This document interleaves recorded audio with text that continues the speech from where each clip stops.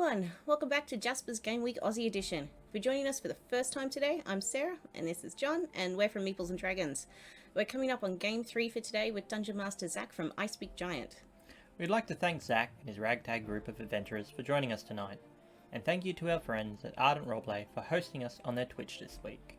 If you haven't checked out their augmented reality system for TTRPGs yet, you definitely should. Don't forget you can influence the game through donations to give advantage, disadvantage, re-rolls and more through the Tiltify, and I recall hearing something about mimics. We'll pass you over to Zach now. Thank you for joining us.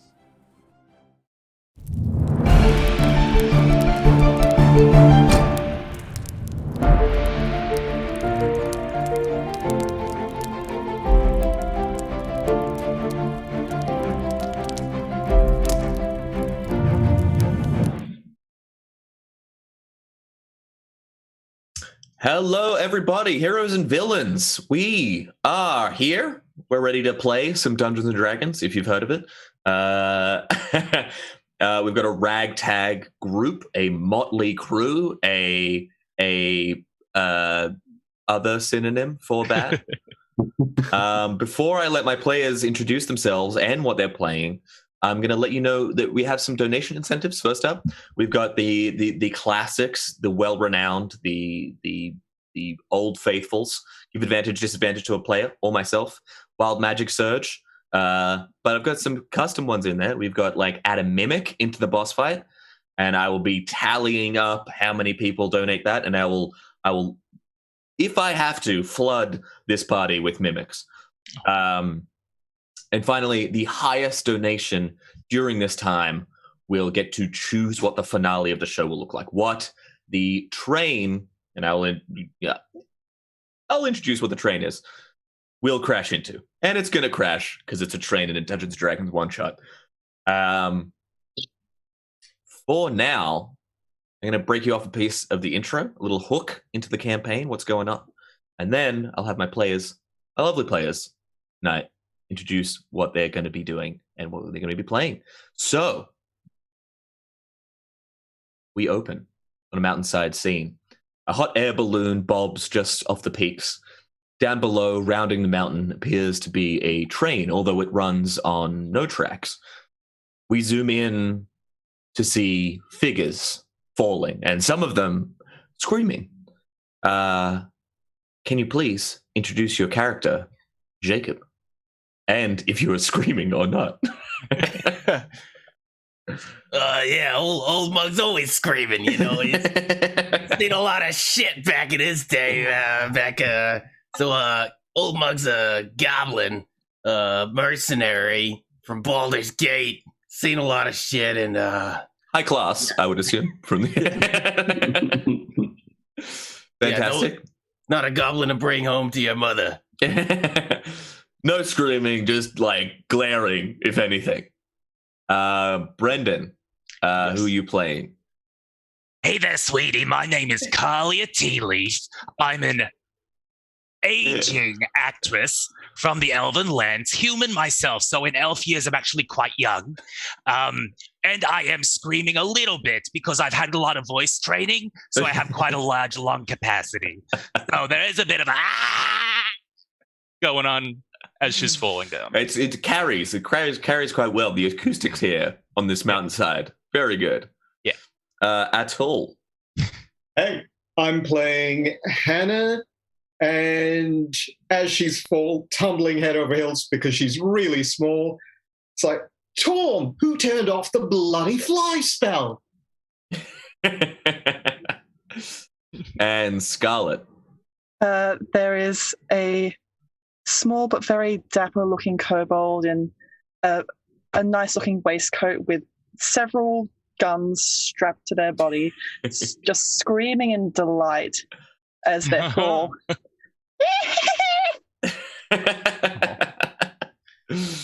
Sam. Brother Chris. You see a turtle shell just falling through the sky. Back. That's it. The name of this turtle. Oh, it's got written. It's my name is Sam. I'm here to help you. He has a little How would badge. you like me to assist with it? Yeah, little badge. Yeah, it's stuck, not pinned because you can't get through the shell, obviously. I'm a criminal mastermind, I'll have you know. Everybody makes friends with the people with badges, especially one stuck on. It's my first day robbing a train. Dave. Hi everyone, I'm Dave from Banner Badgers. We are a TT RPG club in the UK. We do various streams with talented people all across the world. And I've recently been playing Oboe. If you've watched any of the previous Jaspers episodes that I've been involved in, and Oboe appears in midair, falling fairly gracefully for what he is, and sees another turtle who's hiding in the shell and tries to swim through the air to get to the other turtle. Strength in numbers. I mean, it worked for the Teenage Mutant Ninja Turtles. It should obviously work for you. Superhero landing. Here we come. As we see these people plummeting towards the ground, half screaming, we black out. A title card comes up that says 5 minutes earlier.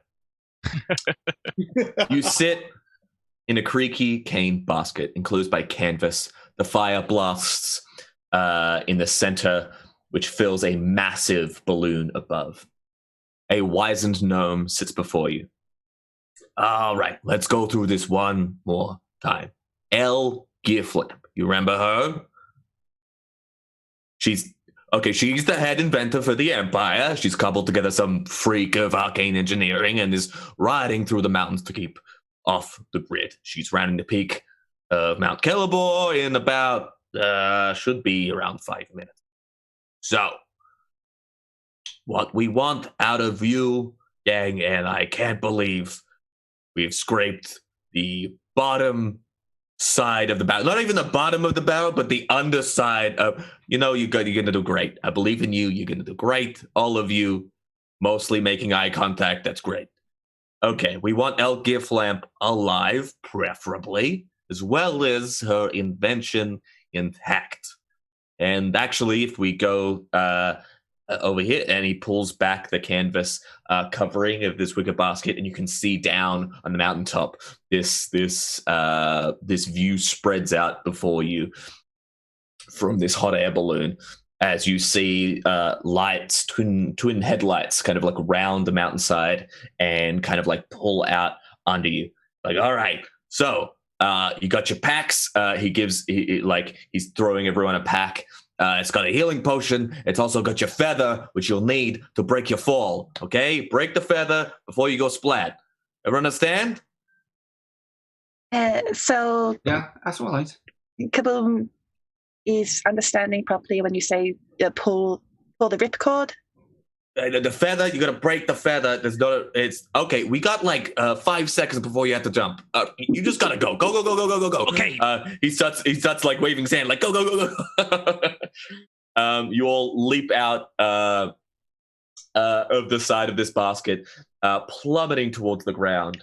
You pull. He starts screaming. I somersaults dramatically. Sometimes you pull into your shell, having to push out just enough to open your packs, rip out the feather, break it, and start to, which casts Featherfall on you, and you slow your descent enough as this train comes hurtling towards you. Now, trains don't exist, obviously. There's no tracks underneath it. These are, to your eyes, most similar to a bunch of carriages attached to each other. Each carriage is about 30 feet long, 15 feet wide, 10 foot high, attached by some mechanism you can't see from this height. They're kind of like winding the way around the mountainside, hovering just above the ground. They're kicking up snow as it travels, and you are hurtling now slowly enough towards it. I need you all to make either athletics or acrobatics check to land somewhat gracefully. Alex is good. Ooh. 15 for old mug. Oh, 15. 19 for me. 19 for me. Hey. Kalia got a nat 20. Whoa. Hey. This old late 60s woman with a cane. That's perfectly. With aplomb. Yeah. So did anyone get below 15? Oh, No. So I got half a 20. Does that count? Interesting. Those below, everyone above 15 or above lands perfectly. 3.10 on the last carriage. You, Sam, you hit the ground, tumble, and you just manage to grab onto the back, and you're like clinging on it. You're like pulling yourself up. Does anyone do anything? As Kalia, maybe, like, because she got a nat 20, maybe she touched down first, using her cane as basically a Mary Poppins umbrella. She lands down, just like, oh, sweetie, oh, no, that's not good. She, like, whips her cane over and kind of gives him, like, a little lending hand as he goes onto the side of the carriage. You grab his hand. The other thing you notice is that as you're rolling over that natural 20, as you're holding them up, the back of the train has this like little ledge out the back of it, at kind of like where you would enter from. Yeah. Who's at the front of the landing? Who got the next highest from a natural 20? I believe a few of us got 19. Yeah. I did. You did. Yes. So I'm going to land on Kalia's shoulders. I'll tell you what, since you're a gunner, we both land in like the guns akimbo pose. Just So you land. The wind is howling. It's freezing. For the kobold, it's a little easier. You've got scales. You've got some protection against the natural elements. But for the others who are more skin oriented, it is freezing cold. Like winds whipping at your hair. The snow.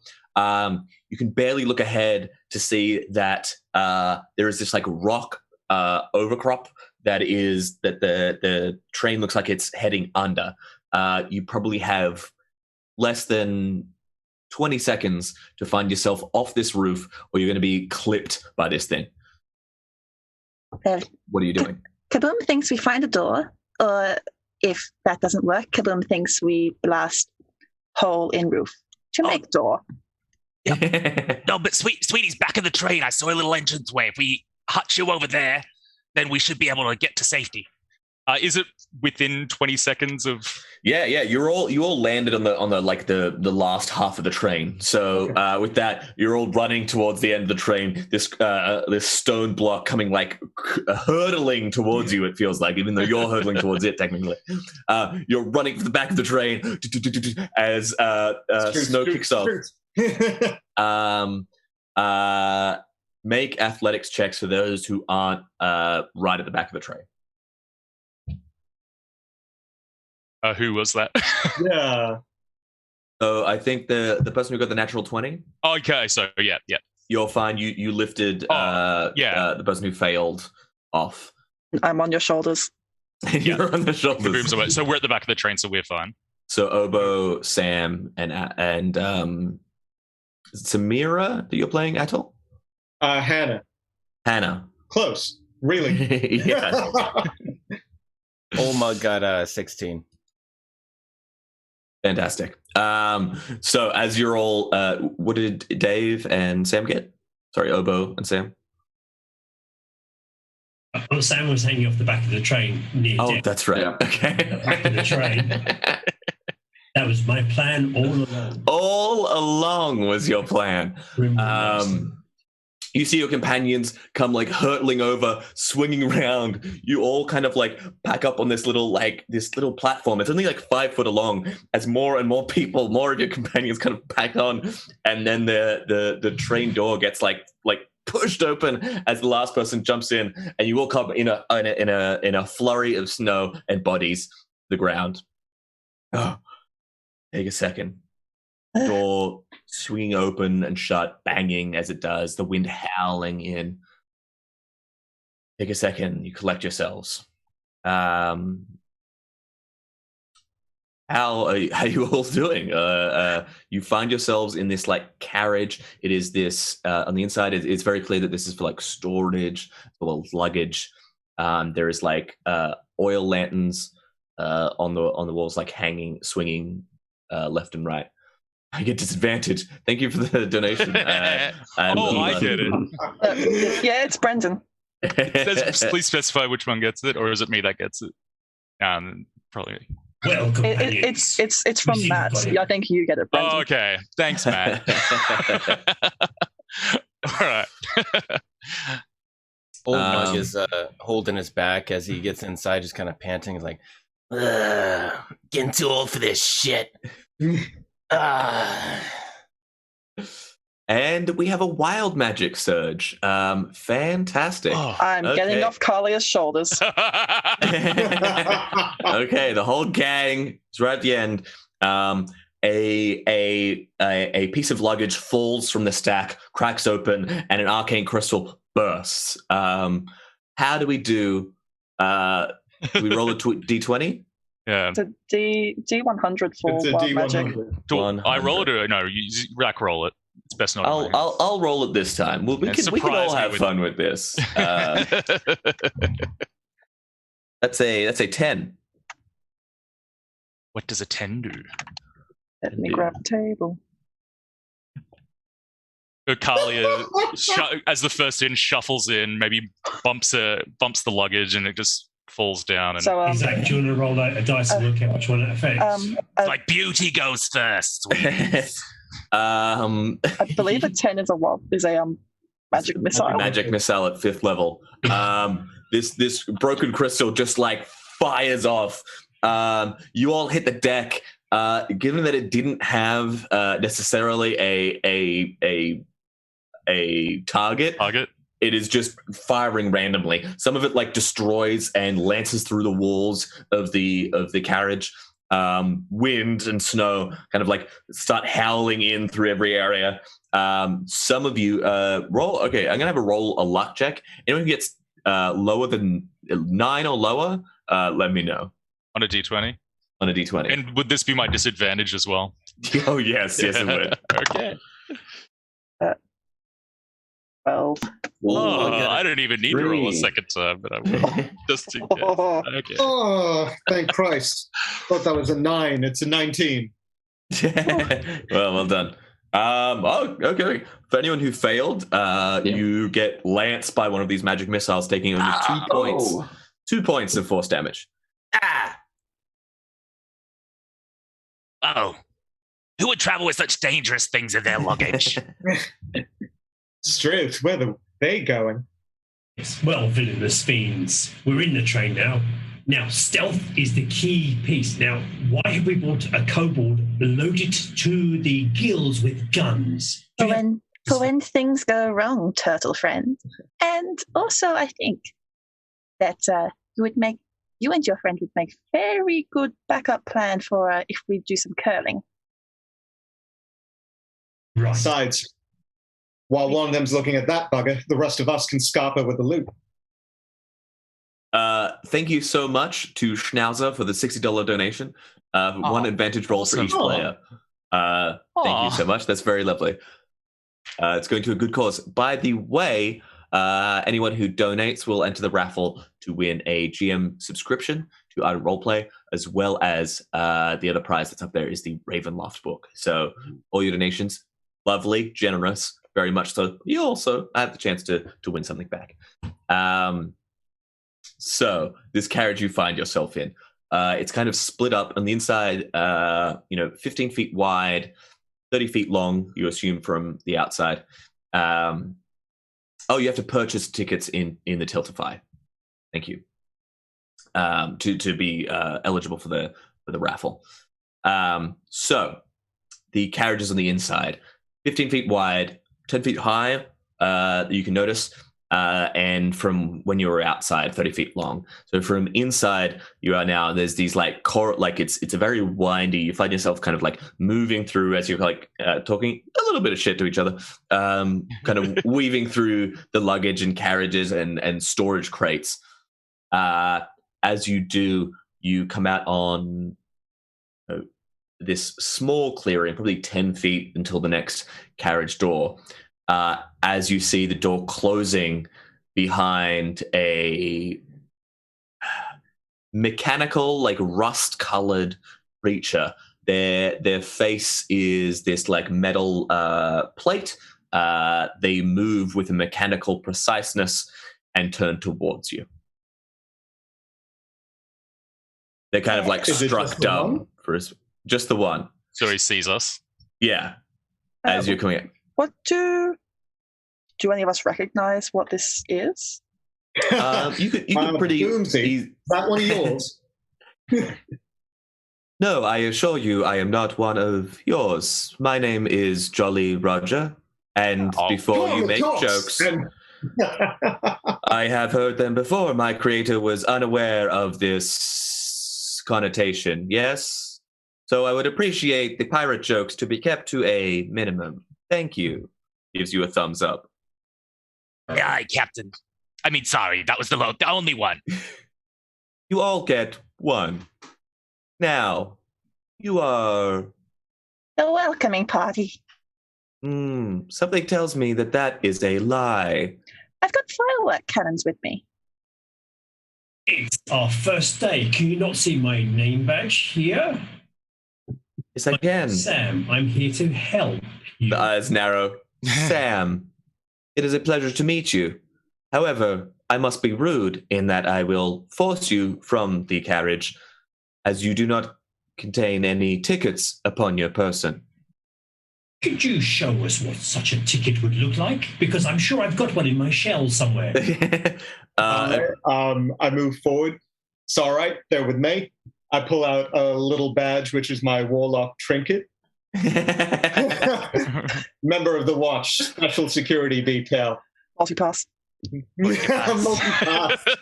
Hey, the 4th is over. It's a fast pass. You get to cut to the straight of the line. Make a deception check for me. Ooh, come on. I aid that by smiling like a little child. Yes, you have the help action, so roll with advantage.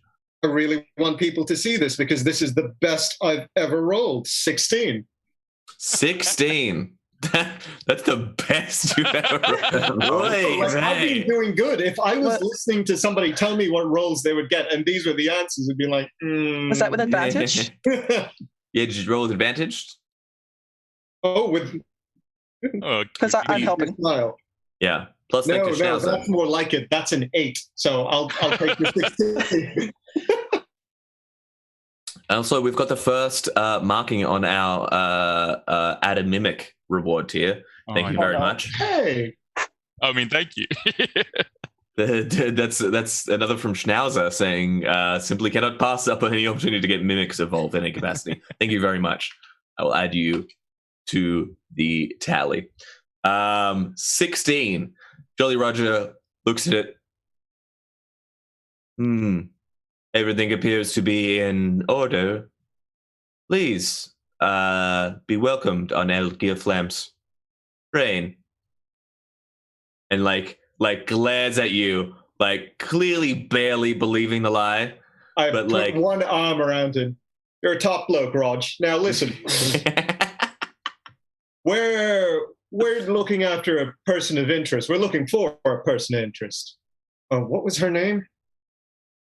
She's not that interesting. El Gearflap?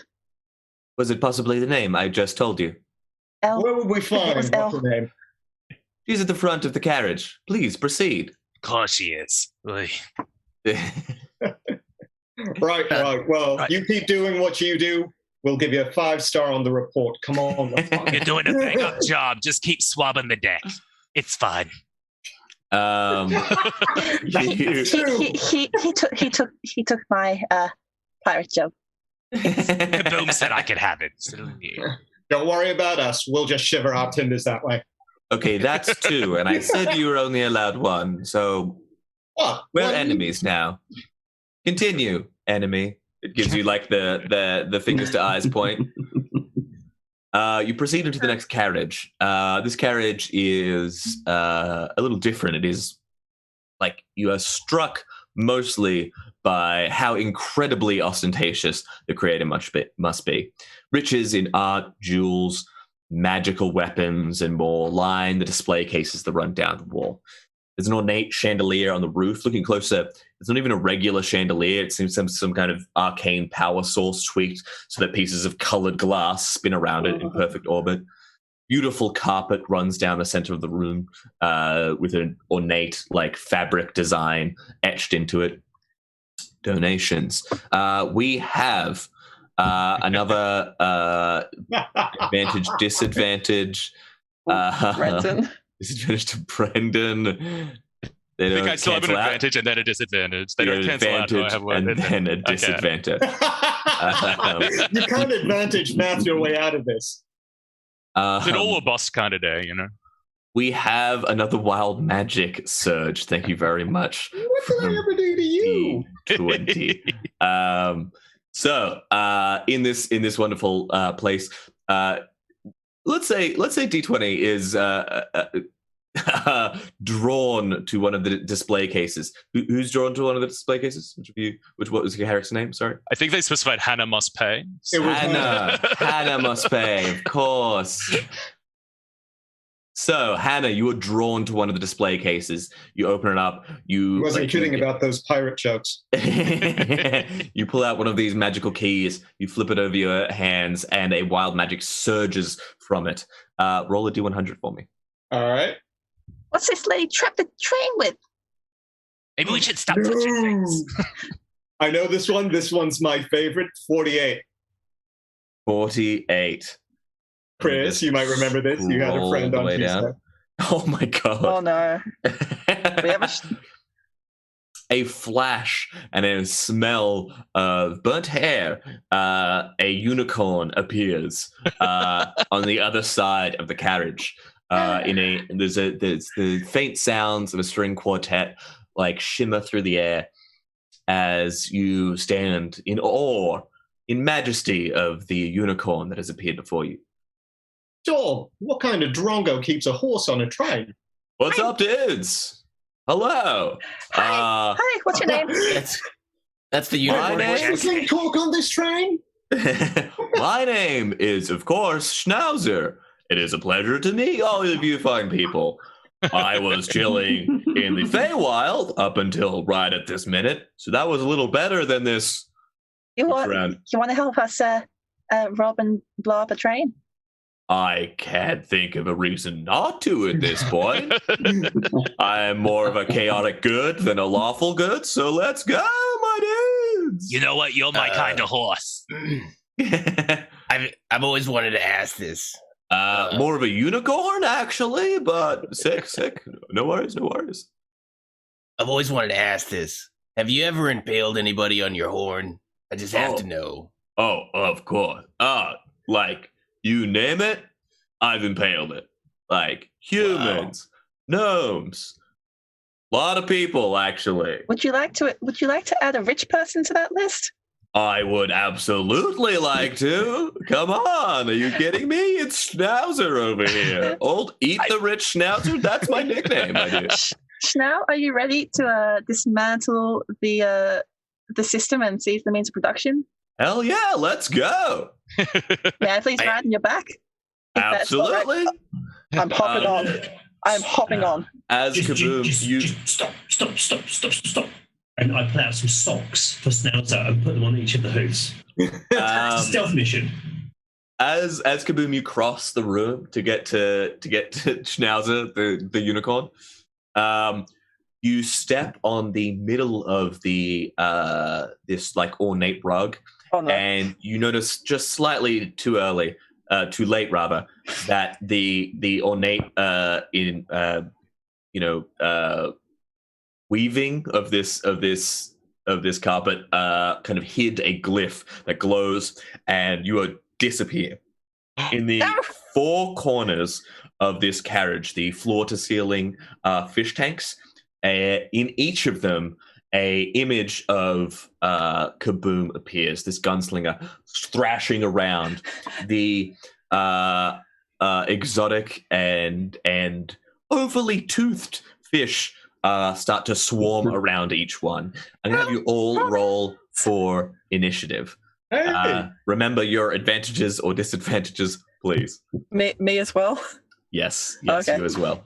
Okay. Let's start with a natural 1. There we go. 20 for Old Mug. 20 for Old Mug. 17 for Comrade Kaboom. Using advantage, 14 for Hannah. Oh, this is advantage. Hannah. Everyone got one advantage, and then only Brendan got a disadvantage. One more. So we got 20 for Old Mug, 17 for Kaboom, 14 Hannah. 16 for Kalia. 16 for Kalia. Wonderful, and wonderful. 19 for Sam. 19, Sam. 2 for Obo. And 2 for Obo. I'm going to put a few more enters between you and the rest. And you, Obo. Old Mug, you are first and foremost. You see your friend teleport in away, and then you see 4 versions of them appear in each corner of the room. The Schnauzer is like, whoa, my dudes. All right, stand back. Let me show you how it's done. And Old Mug is going to just approach the nearest and take a stab with his rapier. All right. From down on low. Roll a d4 for me. First. This is whether you get the right one or not. Oh, okay. Correct Cool. one. I got a 2. Okay. You come like charging at this thing, make an attack roll to try and like smash your rapier. Not the best glass smashing apparatus that you could use. I will say before you necessarily commit to this action, there is a whole bunch of items in the display shelves next to you. Okay. Great. I don't think it matters because I rolled a 1. Honk! You just like slide off the rounded like surface of the aquarium. Just like thunk. Like, what have you? I wasn't ready. And then he'll take his second attack action. You win this one, glass cabinet. A natural 20. A natural 20. Yeah. You reverse grip the rapier. That was the problem, I'm sure. And lance it through the glass. The glass shatters. Water pours out, and the illusion disappears within. It was not the correct one. Now, Sam, you see your pal crash through one of these things. Water and piranhas kind of flow through the area. What do you wish to do? Well, being a master criminal mind, walking amongst piranhas, it seems that Sam highly appropriately slips his hand into a shell and pulls out a hand crossbow. No one in particular, probably the unicorn, and then says, "Well, old people," and then fires at roll a dice and tell me which one I hit, Zach. All right. So you're firing at what? Sorry. I was thinking about shooting a mug, but that's probably inappropriate. So at one of the fish tanks, thanks. Roll a d4 for me. Number one. You level at 1.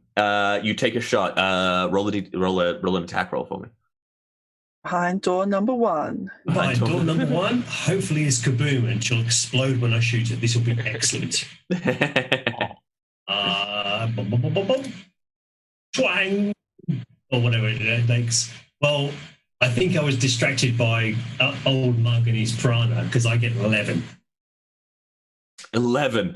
Yeah, off the surface of the glass, twing, the arrow deflects. It twangs a few of the walls. Everyone like holds their heads down for a second. They're okay. It's crossbow-proof glass. Great trade. And as my bonus action, I will shout abuse to the next person, which is the help action, being a criminal mastermind. I'm basically backseat stealing. Yes. You backseat adventure them. Yes. Next up in the initiative is Kaboom. You are thrashing around in the water. At the start of your turn, you're going to take... only 1 point of piercing damage as fish swim around you, take their nicks. Can I try and handle these animals? You're going to handle these animals, yes. Yes. Describe to me Good the manner piranha. in which you are animal handling. Which is the largest piranha here? You want to? This is like at the if you ever get in prison, you're told to like punch out the biggest. Oh yeah, planet. Yeah. Be You the find biggest fish in the tank. I'll the take biggest, meanest fish in the tank. It's currently trying to take a nibble on the end of your nose. I will try and show it that I am the superior here by taking a nibble out of its nose. Fantastic. Roll me an animal handling check or an intimidation check.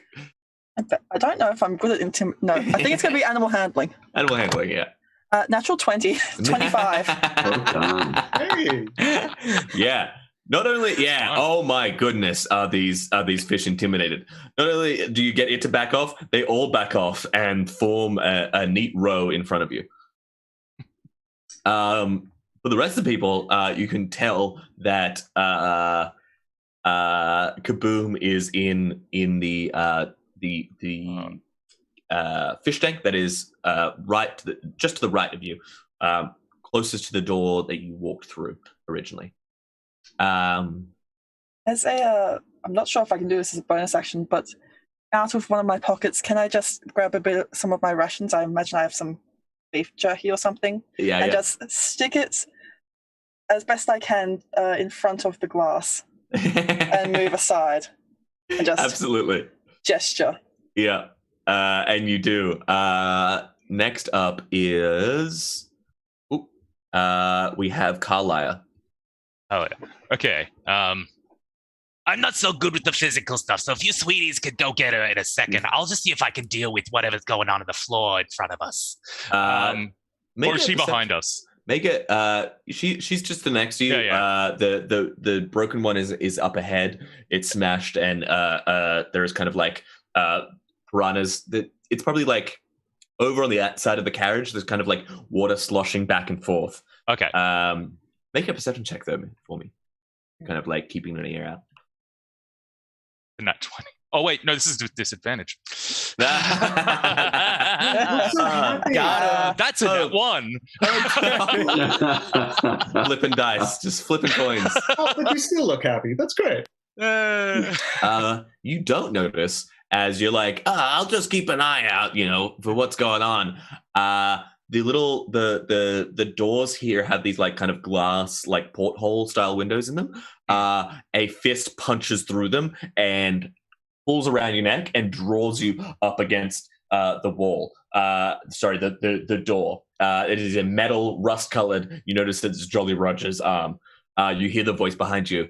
I have adapted to your methods of deception. They will no longer work on me. You are infiltrators on this train, and I will be forced to remove you. You are being held against the wall. What's the safe word, sweetie? It is now Hannah's turn. Okay, there's still 2 more fish tanks? Yes, you know, however, which one Kaboom is in. It's the one just to the right of where you entered through. All right. I hear Sam say that the glass is crossbow-proof, and I take half a step forward and I say, yeah, mate, let's find out. And draw with my Eldritch Blast. 2 Eldritch gigantic crossbows come out of my hands. Like they shouldn't be that size for a halfling. I'm going to use 1 blast to aim at the tank that Kaboom isn't in, because I kind of want to see where this piranha thing goes. Yeah. And the other one at Jolly Roger, who's got Caldera in a... All right, make your attack rolls. Cool. First one against the fountain is, holy shit, 24. 24. Oh, okay. Where is this in my regular game? Yeah, that's incredible. You level yourself at the far fish tank, blast it. It shatters, water traveling out now. Overall, the water goes from like ankle deep to knee deep. There is now piranhas running through the entire carriage, running wild. You leveled the second one. What are you doing? Yeah, no, that's right. That's an 8. That's an 8.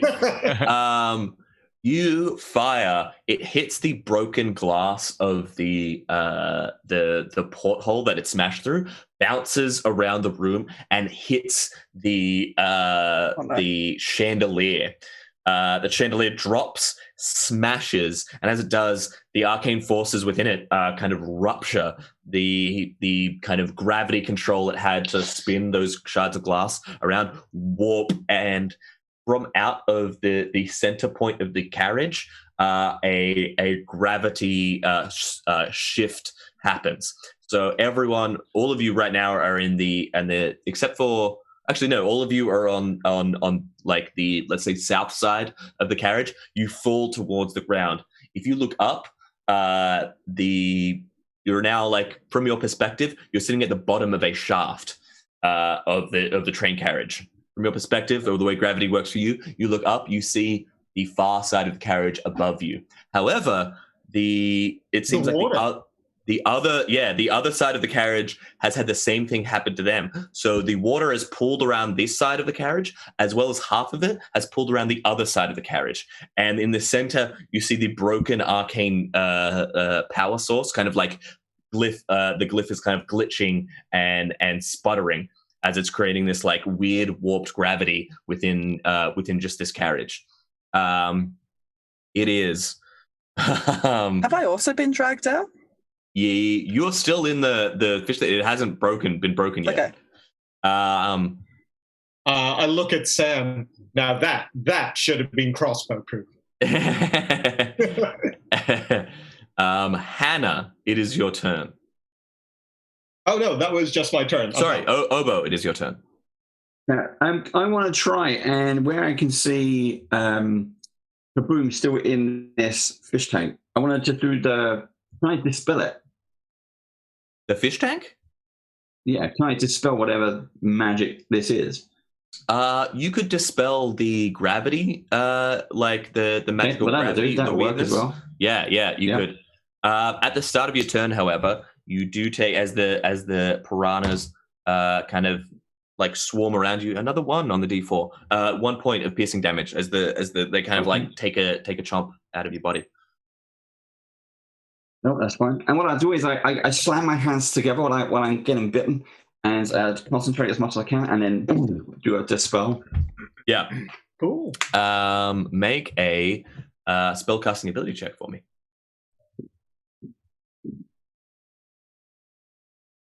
Oh, that's low. That's 7 in total. 7. Oh no. You make ripples, but apart from that, the magic doesn't. Your arcane force doesn't quite meet this arcane stone that's in the center of this carriage up from you, sputtering and kind of like glitching. It doesn't quite reach it, fortunately. We are back at the top of the round. I do apologize. I am busting for the loo. I will be not even 5 minutes, and then I will be back to handle this situation. I'm the DM now. Please, assume command, assume control. I assume direct control of all of the piranhas. Everyone check your spell sheets just for something. Spells? Yeah, spells. Oh, that's right, fighter. Do you mean guns? I have guns. Yes, your gun list. I have a pistol, I have a rifle, I have a shotgun. Oh, wow. I also have, wait for it, a heavy crossbow and a light crossbow. Do you have anything melee, or do you just use and the a gun? short sword? Oh, there you go. I do have a You shovel. can throw the sword, I'm sure. I have like a shovel as well. bayonet, though. It's like, yeah, I got a short sword that shoots. I am pretty sure that I have the crossbow simply so that I can tie rope to it so I can make a harpoon / grappling hook. Which wouldn't be a bad idea about now. I mean, I wouldn't exactly call myself Captain Ahab, but maybe more Right. Aquaboom. Aquaboom. So we are all. So is gravity completely suspended? We're like all in midair, kind of. It seems like what's happening is that you're now basically against the door. Oh, I see. And then the water on the other side is up against the other door. Okay. That was my understanding. Yeah. So I need help figuring out how I'm going to harness this army of fish.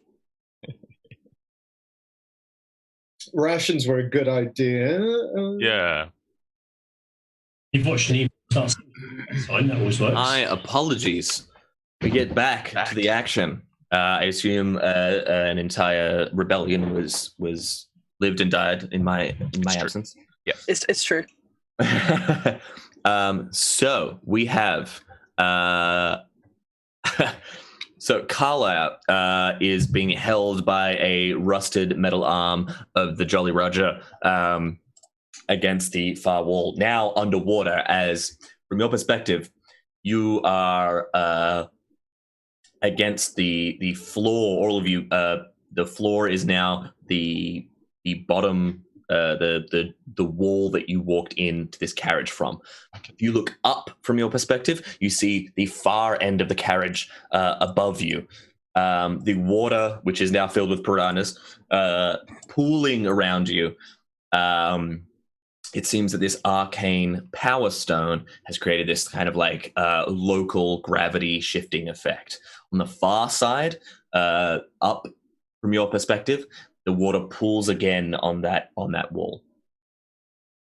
So, the top of the round, we have Old Mug. What's the plan? Start of your turn, you do take Okay. 2 points of piercing damage from the swarms of piranhas around you. Old Mug is gonna kind of like wade through, Yeah, and then he's gonna more swimming up. Oh, okay. Yeah.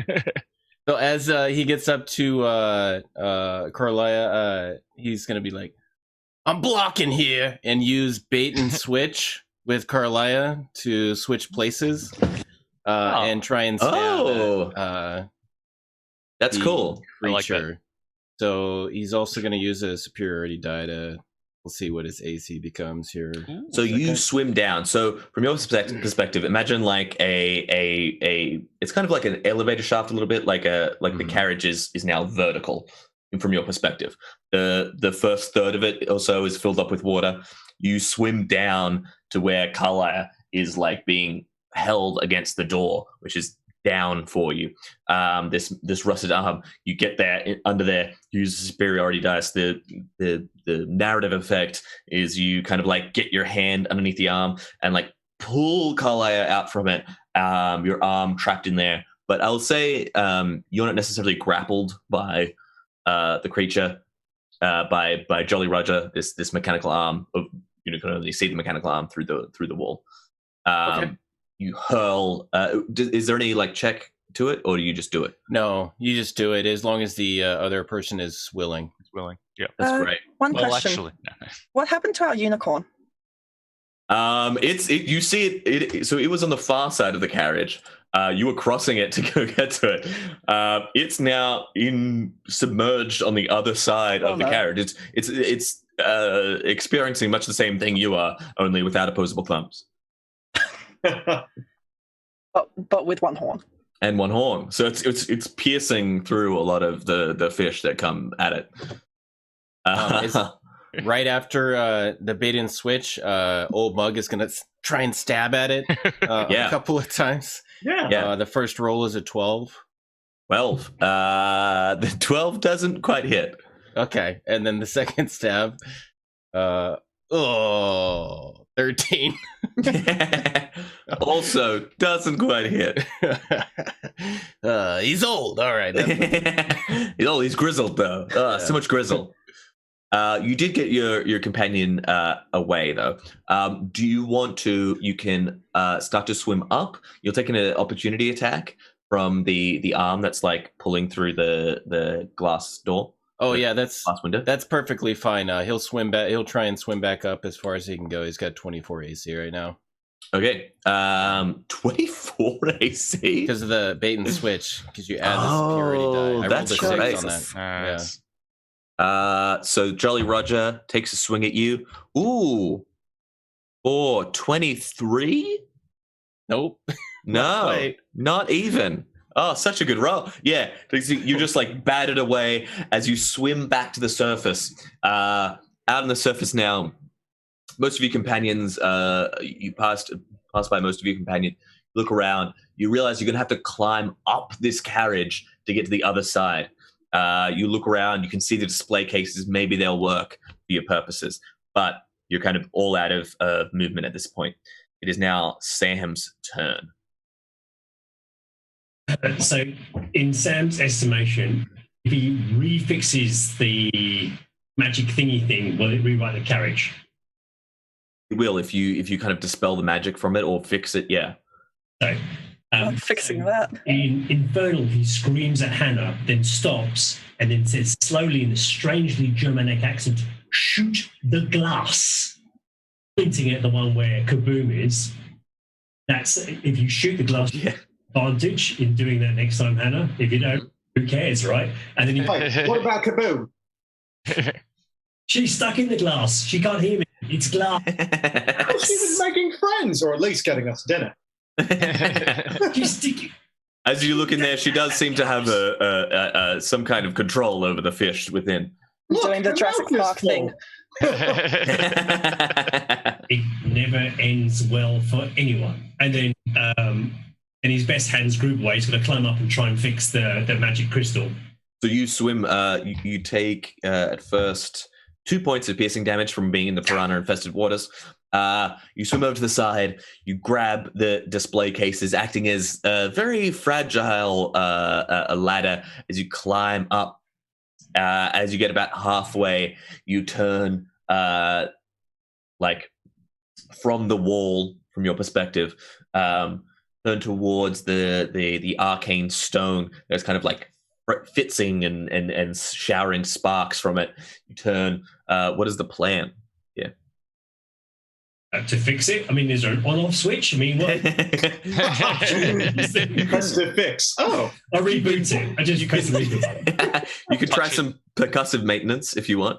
Windows update. That always You works. hear the Windows 95 sound. You give it, the classic whack to keep to work better. That's right. I channel old mug. Give me a straight up luck check. See if this works. Okay. Unless you have like Arcana, if you have Arcana, if you're proficient in Arcana or anything like that. Sure. When I rolled this character, I just literally clicked random things, so it's actually so no. The best way for Random one luck. shots. Yeah. Random luck.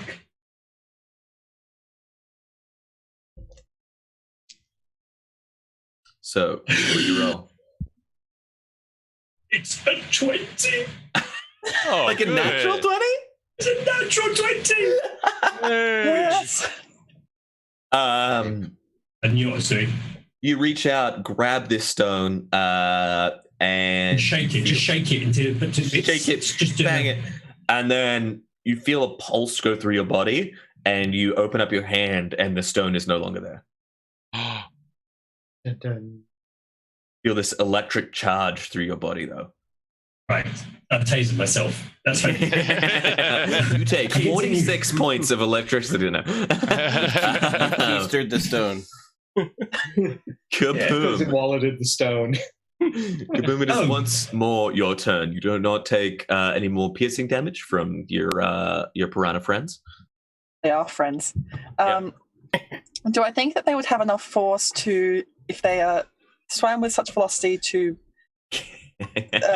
pierce through the glass? I think if fish could escape their housing by swimming fast, I think they would have probably tried it by now.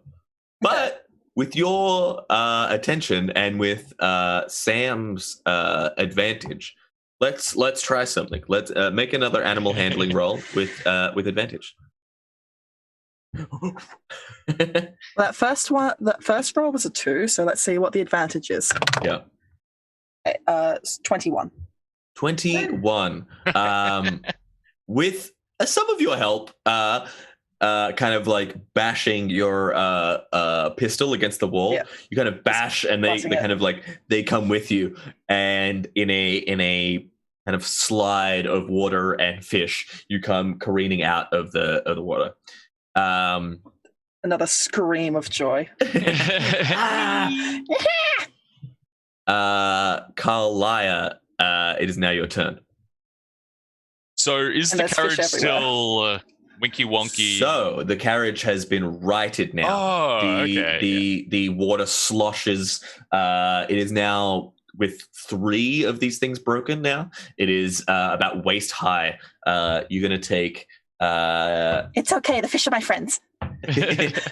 5 points of piercing damage as you kind of are waiting in the water.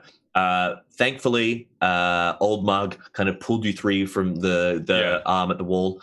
That arm you see is like kind of like pulling, like breaking the door down from within. It's now like a third of the door is destroyed, and you see Jolly Roger kind of stepping inside of the carriage. You can either all head out and flee, or whatever you choose. Yeah. Do you think we should take care of him, or should we just skedaddle? I take the rifle off my shoulder. Okay. Yeah, what Boonsy said, and I level crossbow next to him. Let's talk him down. Oh, whoops. Yeah. Instead of wasting my spells, is there like, could I do a check to see whether I think that like my spells that are all about affecting humans and humanoids would actually work on this robotic creature or mechanical creature? You see it is somewhat, it has an arcane mind. So you would assume that unless it is like specifically about people, like hold person probably wouldn't work. Yeah, literally the spell I was looking at. I'm like, but like other mental effects, probably would. Yeah. Well, I'm going to just look at him and be like, you know what? You're not even much of a robot, but you know what? You're barely a pirate, sweetie. And I'm going to cast Vicious Mockery at you. Vicious Mockery. Yeah, which Absolutely. will be a 16 save wisdom. How does a 7 treat you? Great. He will take 2d4, so he takes 5 psychic damage. 5 psychic damage. Yeah. Yeah. And then as my bonus action, I want to be like, oh, Mug, you're all right, sweetie. Have some of this. And I like get out my fiddle and go, it's a little waterlogged, but it does fine. Yeah. I can't. What is that? And it's Bardic Inspiration, so you have a D8 to use to add on to your next roll. Wonderful, wonderful. Hannah, it is your turn next. So the water is now at waist height. You take 2 points of piercing damage. At waist height for humans? Oh, yes. True. We've got a halfling and a kobold. You are like you treading water mostly. If you kind of reach down your tiptoes, you can kind of like reach up and just breathe out of it. But to move with any speed, you're gonna swim. So it's half speed in here. Okay. There's it was Jolly Roger, the robot, kind of breaking through the door, water sloshing out past him. There is a number of like random accoutrements in the display cases beside you, and yeah, there's the exit where you hope you want to go 30 feet down the other way. Basically. Okay. Call out to Sam. Gravity has turned back to normal. We still shooting glass? Please do not damage the train. You are already intruders. Do not damage the train. Yeah. Having your way, Raza, and moving backwards, 2 Eldritch Blasts against him. Yeah, absolutely. Roll to hit. Come on. Okay, 19. Yeah, hits. For not a lot. 5 damage. Every bit counts. And the next one's another 19. Nice. Yeah, if this was me DMing, I'd say I was lying, but look, with how badly you rolled before, I have no doubt that you're now telling the truth. I'm glad my incompetence gives you faith in me. Damage for the second hit is 6. 6 points of damage. You lance him with one Eldritch Blast. You see a pauldron and it flies off him. You see some like copper wire under there. The next hit hits him straight in the chest, kind of dents inside, and he's like, "Please do not cause a disturbance. You must exit the train. I will be glad to assist you." And charges towards you. It's going to hit you with its slam attack. Okay. Ooh, 13 to hit? Just misses. 14 AC. It comes with this like massive roundhouse punch. You duck under it, thankfully, and it smashes into one of the display cases. Its other hand, you see it like retreats. The metal fingers kind of retract into its arm, and actually, as its fist slammed into the display case, some of the magical implements within smashed and shattered, and we have a wild magic surge. Let's get Hannah. Did you roll last time? I did. Oh, okay. Let's have Olmug roll this one. Roll a d100 for us. Okay, great. Here we go. D100. Please get us a second unicorn. A We'll have an army. 64. Bro. My dude. Fog clouds. Hits this thing and just like the entire carriage fills with fog. Everyone's just like winging around.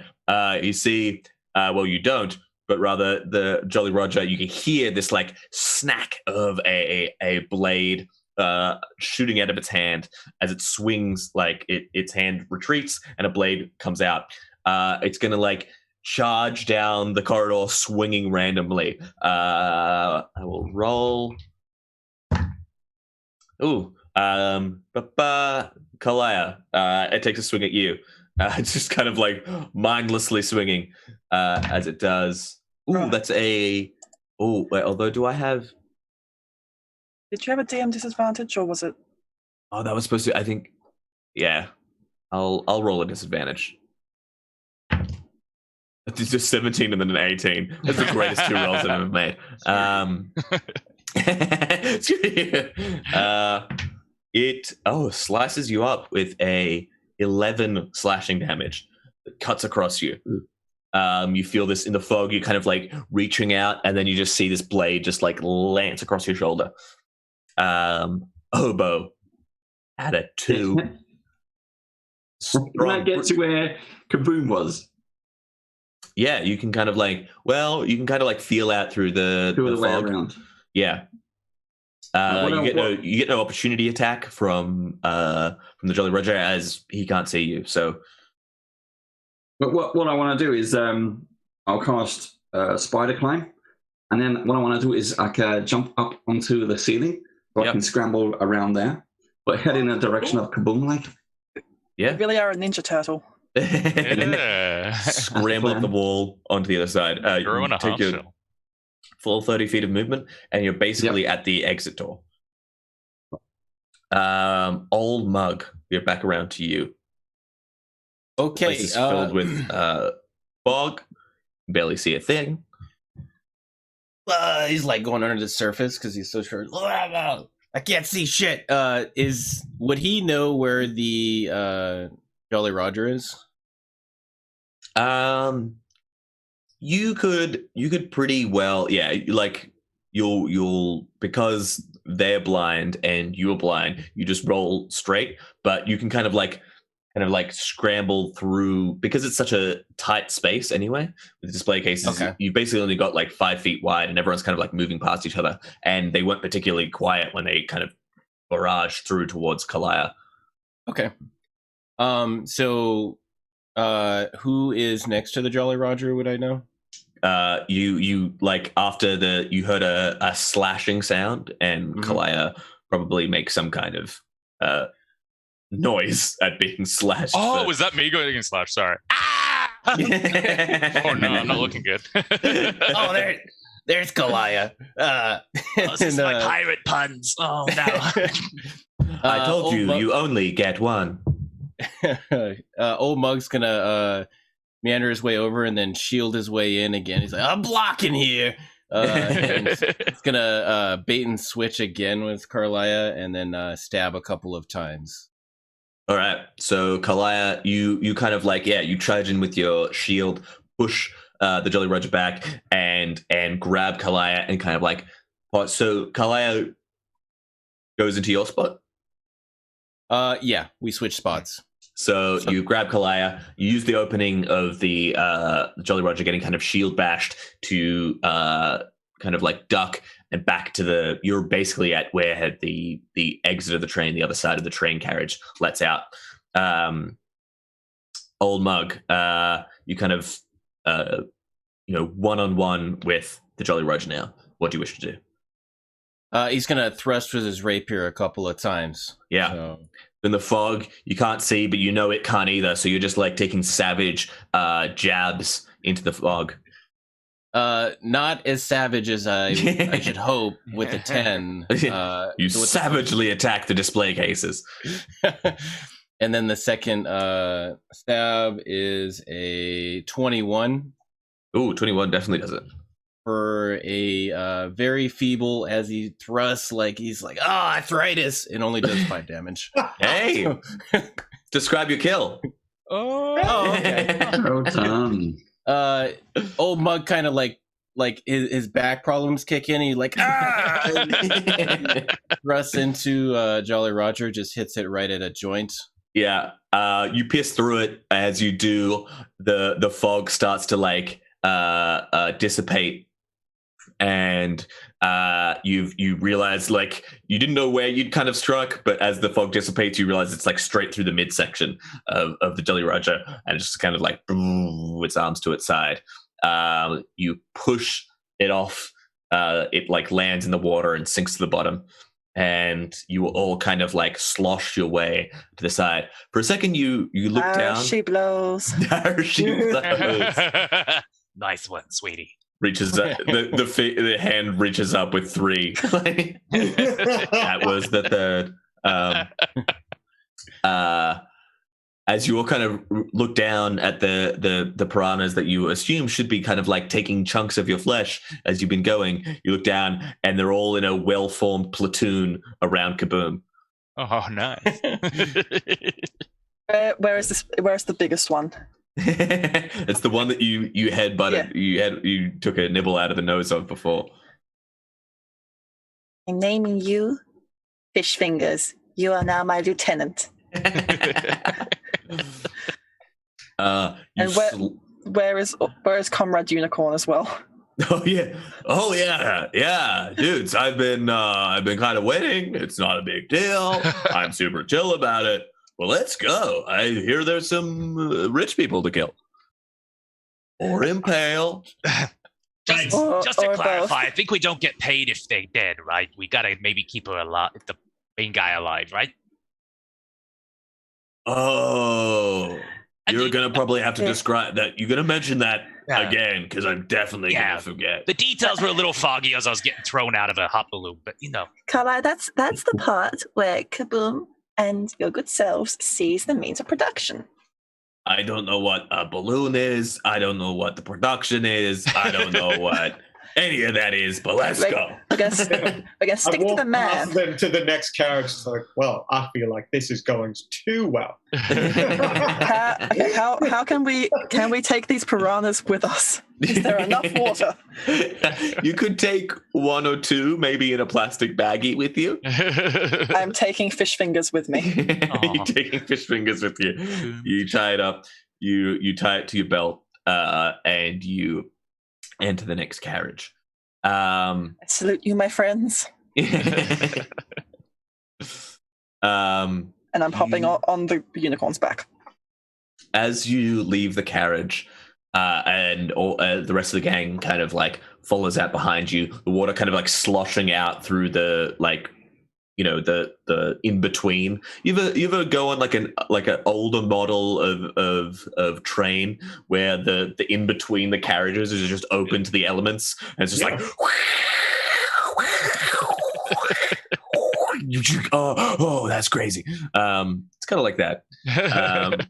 It's exactly like that. The water sloshes out, and as the entire gang leaves, we hold for a moment in this carriage as the Jolly Roger kind of like, you see little tiny like 3-legged kind of arcane metal constructs kind of like climb out and start repairing and putting in like welding and soldering metal plates to the chassis of the bodice, and then you see the eyes light up again and turn towards where this group, ragtag group, left. Yes, get past the piranhas first. They went. The water came out of the train as it opened up. I like to think that we've tried to close the door as quickly as possible. Yeah. All right, now are there bolts connecting the carriages? Because then we have a classic film trope to do here. Well, there is, but would you immediately? Because the other thing that you know is that you're wanting to keep the invention as intact as possible. Oh, is the invention the train? I wasn't trained. Just destroy the invention. The other thing is that we as the audience saw this, but you didn't necessarily notice that. Plus, if you went to pull the carriage after Kaboom was so careful of keeping the piranhas alive, Yeah. I feel like there may be some tension there. Yeah. We didn't double tap. It's on us. We got to keep going. Yeah. So Sam's shouting at the group, collegial, what are you doing, you lunatics? And then stops, looks at the unicorn, looks at Old Mug, and then tries to convince the unicorn to lick Old Mug. Lick? Oh, I'll lick anyway. Come here, boy. Hey, dude. Ah, Hey, dude. come on. Hey, dude. Come on, what are you doing? Yeah. He's like, Oh, yeah. it's good for you. Trust me. It's good. It brings good health. It brings good luck. Or so they All say. right, I'll try anything once, whatever. Come here, You you're know gonna what they lick it. say? Cleanliness is next to horniness, or I don't think that's how the saying goes, but It's close. I'm pretty sure it's close. I've been told the lick of a unicorn is healing, according to my villains book, page 32. Subject. I've definitely read some of those erotic scrolls about situations like this. Nice. well, I've definitely been told that you're all nerds, so we should keep going. Yeah, what are you all talking about? That's a horse. Unicorns aren't real. Not cool. Not Look, cool. That's I not very put my neck comrade-like out of you. there to save you, and I didn't do a good job, granted. I mostly forgot that I was in the initiative at all. But I am clearly a unicorn. You can tell from the horn upon my head. And as we walk forward, we're just having this heated discussion. And I've got nothing against horses. I've never seen a unicorn. Don't you Hannah- listen to him, Schnow. Hannah versus Schnow. We're going to make a luck check to see Okay. who trips. I make him doubt himself. Do I exist? I am on his. Whoa. I am riding on his back, though. Please. Oh, okay. That is important information to know. That's a 6. Got a 9. So, Hannah, as you're talking, you feel this like as you stand on a glyph in the middle of the room. You see channels of light travel to each corner of the room, as well as the side and roof. Now, bad luck. Bad luck is real. Where this room had first been like it looked like a florist kind of. It was like beautiful garlands of flowers and vines had been cultivated in this room. Now, all these like channels of light run to certain places of power in the corners and the sides and the roof of this carriage. You feel like this. You're kind of creating a channel, Hannah. You feel pretty certain that if you took this leg off, whatever glyph that you're on would be bad. Kaboom! You're on the back of Schnauzer as he's like, "Oh, dude, that looks real bad." As he kind of like backs up. Oh, bruh. Sam, probably you most of all. You kind of like bend back some of the branches from where one of these channels is going to, and you notice a thick, deposit of Lux crystal, which you know to be incredibly explosive. Hmm. Oh, bloody hell. No one move. Well, actually, Hannah, just stay there for the entire invention. Will be fine. Or hold on a second. Old Mark can cut your leg off. Either works. I can You're a do that. turtle. Give us a thing off your back. Put it here. I want that crystal. Right, so I can disarm this trap, but there is 2 problems. 1, I'm not very good. 2, it's likely to explode. You say explosion like it's a bad thing. Oh, it's a good thing, eh? Put your foot here. Let's see how you do. Grow back eventually. Is there anybody here who is good at disarming little traps? But that's me. That is you? Okay, yeah. That's me. Fair warning here, because I am a mastermind. Oh. I have this book here. Hold on. I have proficiency with Tinker's tools. Would that help? You could definitely aid. if Sam wanted to make a thieves tools check. You could definitely, with your tinkerer's knowledge, you kind of slip off the back of Schnauzer to get up close with these things and make. So, Sam, with Kaboom's check, you see these like copper as well as some other like dark black material. They both run along this like basalt, which is kind of like a dark gray rock. Runs through channels through this room. Kind of follow them, and you see a point where it connects to the Lux crystal. You hope that like you can kind of disconnect the wire itself from the Lux crystal. Hopefully, one at a time. Make a check for me with advantage from Kaboom. With Kaboom's help. Make sure you cut the blue one, not the red one. Blue, I'm not red. colorblind, so don't worry about that. I'm a total, for goodness sake. So at this point, he looks up and sees Obo and realizes Obo is like a tourist that's accidentally joined the wrong group and seems to be just wandering around aimlessly and then kind of shuffles his hands to move him away. Hopefully he's out of the blast radius. No one else, though. Just and I'm on the ceiling as well. Kalia steps back. Yeah, Obo's still on the scene. Obo, these flowers are very different to the what you're used to in your homeland. You're kind of like just intrigued by the botany of the situation. Oh, it's very nice. Sam, how did your So the upside, that was a 17. Ooh. You managed to disable this one. Ooh, one powers down. Pretty confident that that is no longer active. You've made it inert. You undo a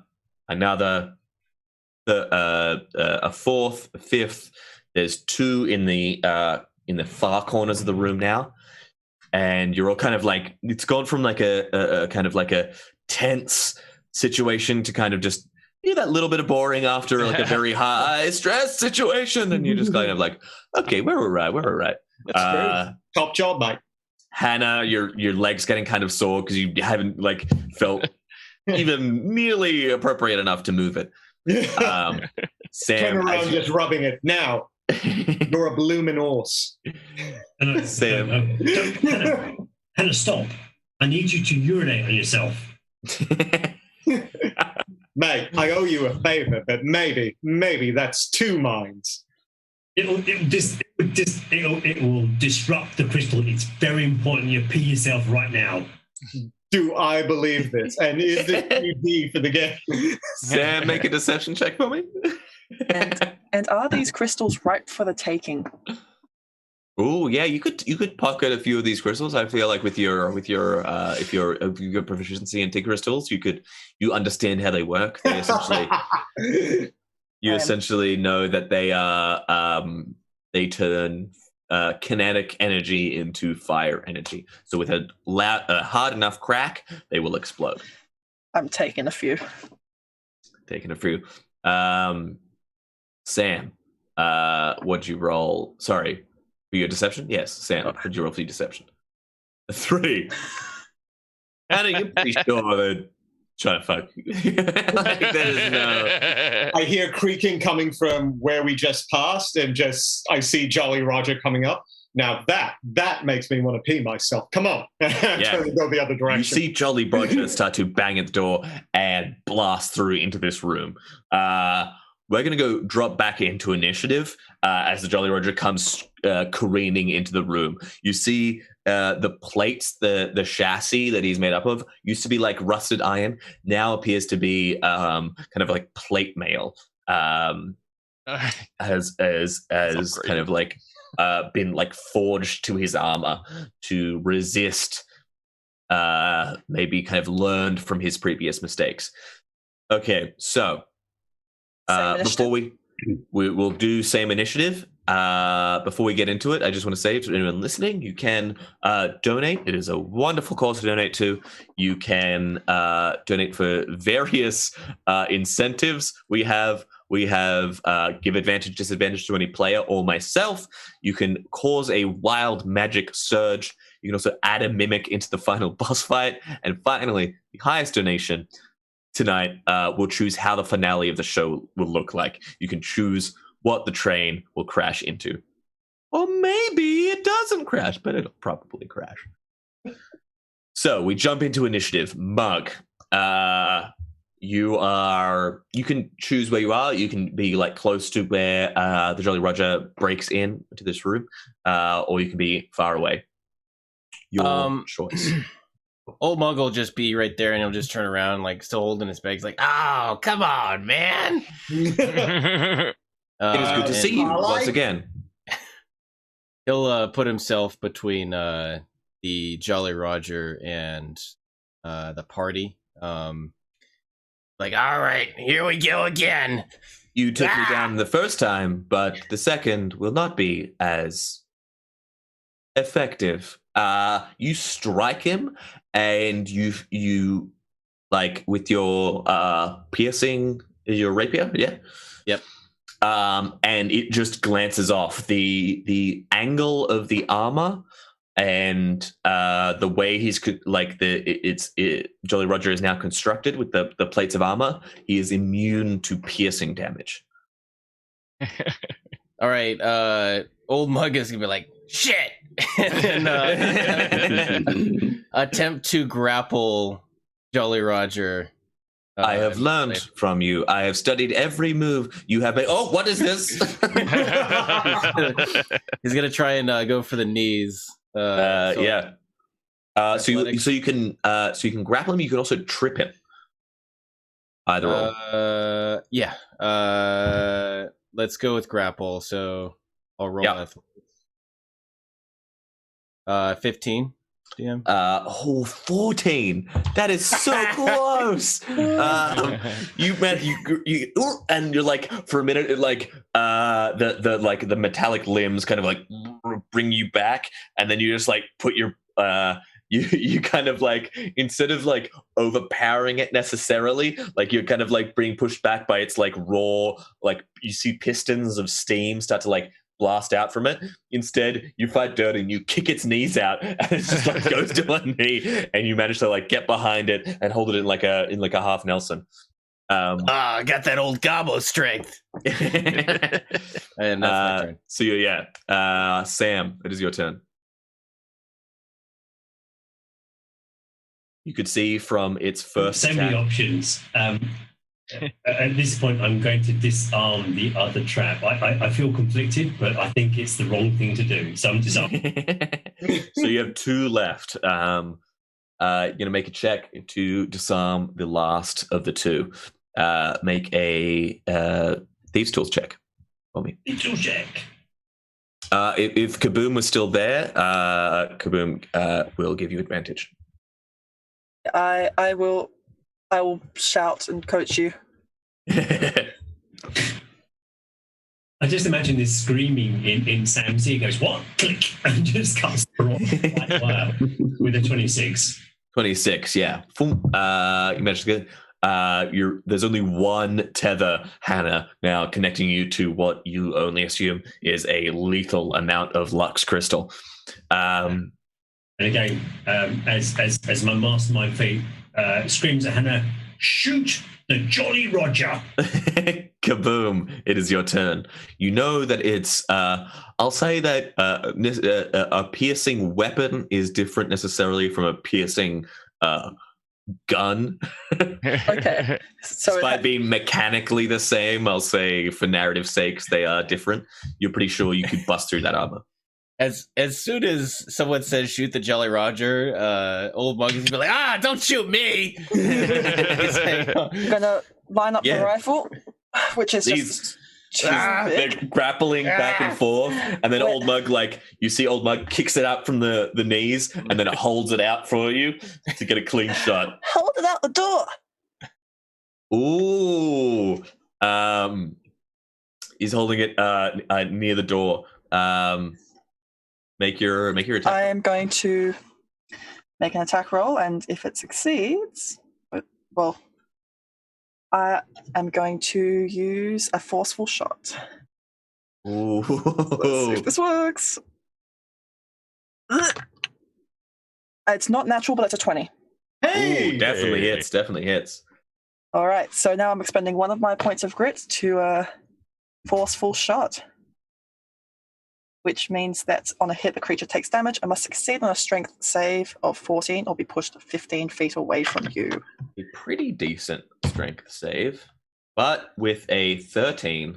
Oh. So it will take 8, 2, 3, 13 damage and be pushed 15 feet away. The door. Out the door, please. With your grapple check, I gave it a certain penalty to its strength saving throw, given that you are holding it. Like, you kind of like kick its legs out, old mug, hold its head out, and it gets this shot straight in the chest, reels backwards through the door where it came and out into the other carriage. You slam the door closed. You've got it in the other carriage. We're going to go down from Kaboom to Kalaya. Is there anything to lock that bloody door? Can I nothing to do the door? So there is. You could try and you could lock the door. These doors are made of wood and not particularly strong. Yeah. You can also there is a mechanism connecting the two carriages. However, Okay. I can pass you a Luxor crystal if you like. He did say he didn't want us to hurt the train. So if we were to put something fragile in front of the door, maybe? I mean, it'd say that you can't hurt the train, but if you Oh, right, the horse. Where were you this time? Ooh, whoa, hey, how you doing, man? It's a crazy day. I look at him and then my shoulders sag and not wrong. Right. If anyone wants to use me for an advantage on a roll, for sure down for that. I don't know how I gave an okay sign with hooves, but maybe you are magical. Mage hand. All right, Schnauzer, was it? Can you give me a little that's the one, my dude. little sprinkle? All right. Kalia goes over to the door. She flings it open. She looks at the mechanism. She's like, "Oh, how do I do it? I'm gonna like, what kind of check do you need for her to try and dismember?" So it is a bolt into the that kind of like holds them together. So you could kind of like try and brute strength it out. You could also try and make an intelligence roll to see if there's some kind of mechanism that you are missing. And Kaboom is also offering you one of these crystals and is saying, "You're supposed to blow the bloody carriage off." Nice. Yeah, you could take one of the Lux crystals from Kalia takes the Lux crystal from Kaboom, and then she places it on the connector of the carriage. Yeah, and then just moves back, and she's like, "All right, sweetie, who's next?" I think Schnauzer puts their hoof on it. Yeah. Like raises one hoof to salute. Oh no, Schnauzer! Look, it was always going to come to this, my dudes. I'll see you back in the Feywild, sweetie. Mike, Peace no, out. you're a unicorn. You're a unicorn. Just don't go. All right, good. And it'd be super sweet, my Kalia dude. hobbles away. Peace out. Much love. It's like, no, I was a horse the whole time. As it stomps on it and it explodes, you see the horn come flying off. No. Oh, mate. Unicorn to me. Unicorn to me. You take a second to honor the loss of a beautiful soul in the material plane. Sam, you cut the final link to the glyph, and Hannah, you feel that glyph power down underneath your foot. Finally move it. Oh, it's a bit sore. So still, please. Yeah. So you have the ones from there. So you use one. You have one 2, 5 3, left. 4. From each corner, from each of the corners, and the roof and the sides. So 6. 7, 6 now. Yeah. 6. Yeah. Yeah. So, as Crystal Sam finishes the space. final clip of the wire, turns around and goes, "Well, if we didn't have Stowser here," he looks round. You just see Kalia covered in just glitter. She's like,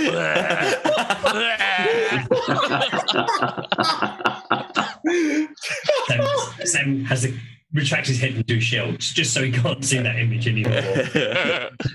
Hide the tears. I'll never get this out. Oh, Oh yes, do anyone have Did the, prestidigitation? Oh, did the horn land in the carriage? Yeah, the horn went on the other side of the carriage like a throwing knife. Oh, no.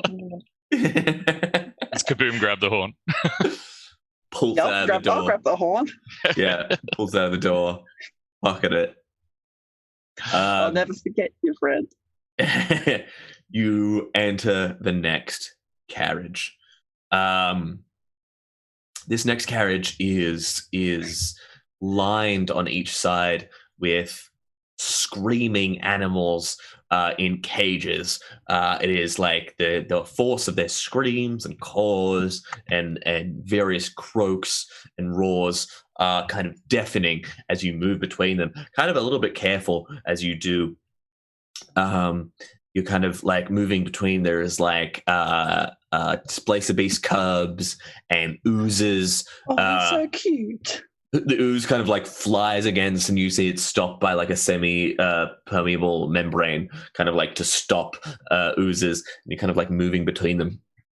And then from one side, as you're kind of moving, Checking for traps. Perception check.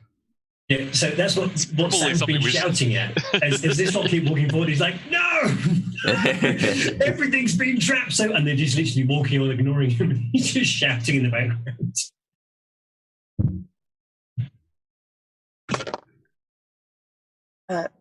16?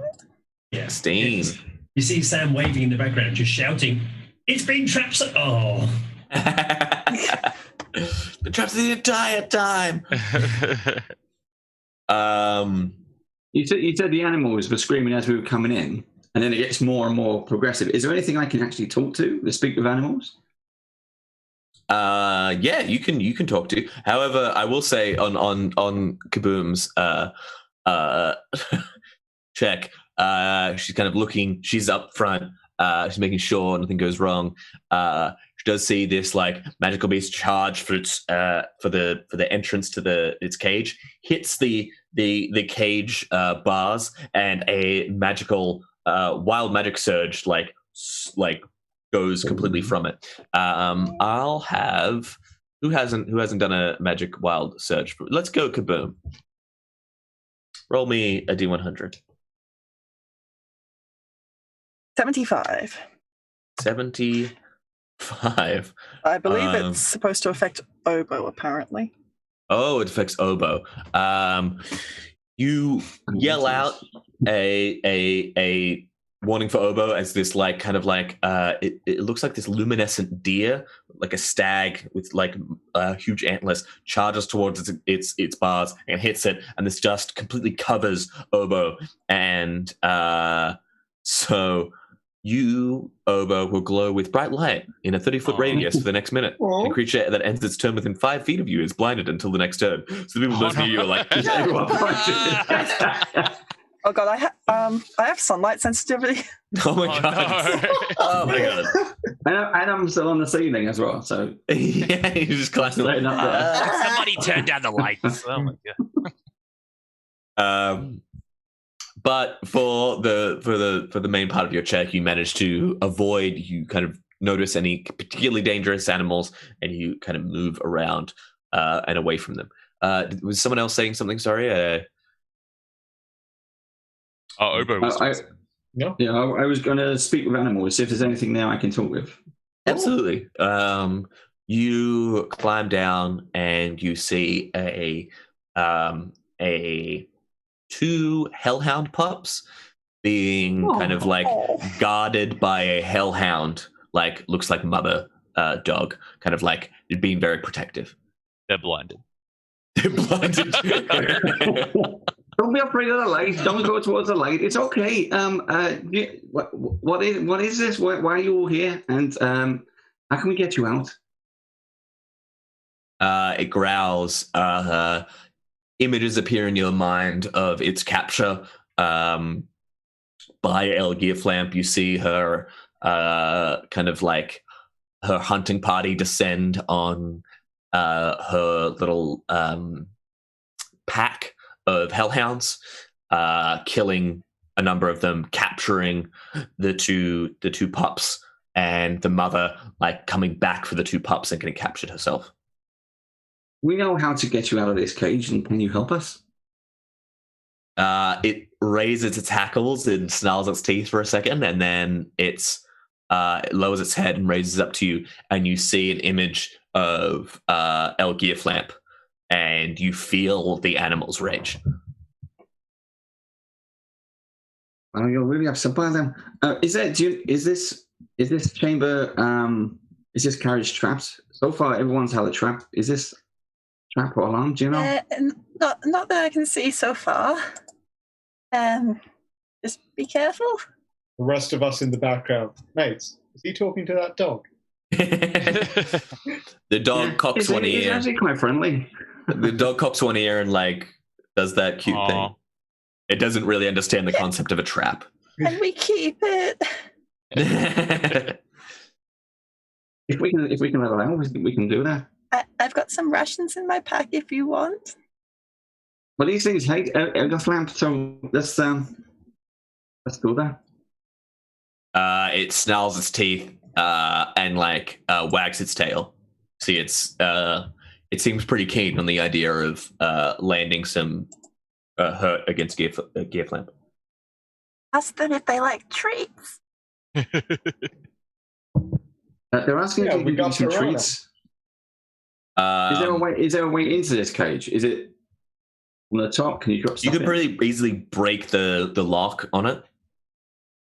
Once you do, it looks to you, Kaboom, as you say treats, and that is kind of like translated through Obo. It looks at you like with like kind of a snarl, but the two pups kind of run towards you. And I'm just gonna get some of my jerky and just offer it out.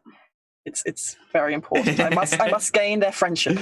As you reach your hands out, the two pups kind of like grab at the jerky, kind of tearing it apart. They're like so burning hot that it like kind of like singes your hands to get them so close. But it's worth it. I got scales. It's worth it. The pups kobold. who like very cutely kind of tear their jerky apart, and the mother comes and like sees to them. I'll leave one there for the mother as well. It kind of like pretends not to notice, and then like kind of bends down and snatches the last of the jerky up. Obo, you realize that it's as you kind of proceed down the rest of the carriage, it's being very defensive of its pups. You're not sure that like maybe you could, if you were to offer some kind of safety for the pups, it could maybe be a little more proactive in your defense and in attacking in the future.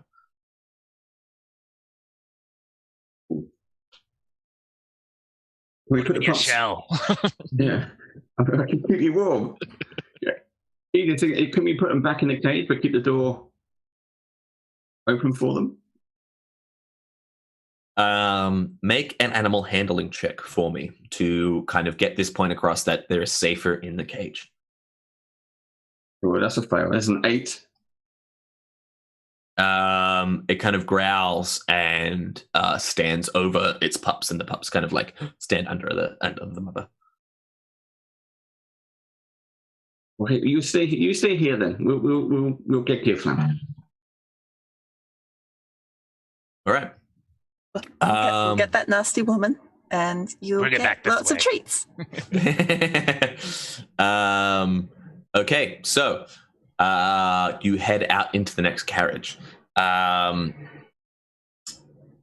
You open to on the far side of this carriage is a number of very complicated looking switches, dials. There is arcane lights flaring up and going down. About halfway through the carriage, though, Checking for traps. there is a large table with a teapot, steaming teapot, and mugs set out for all of you.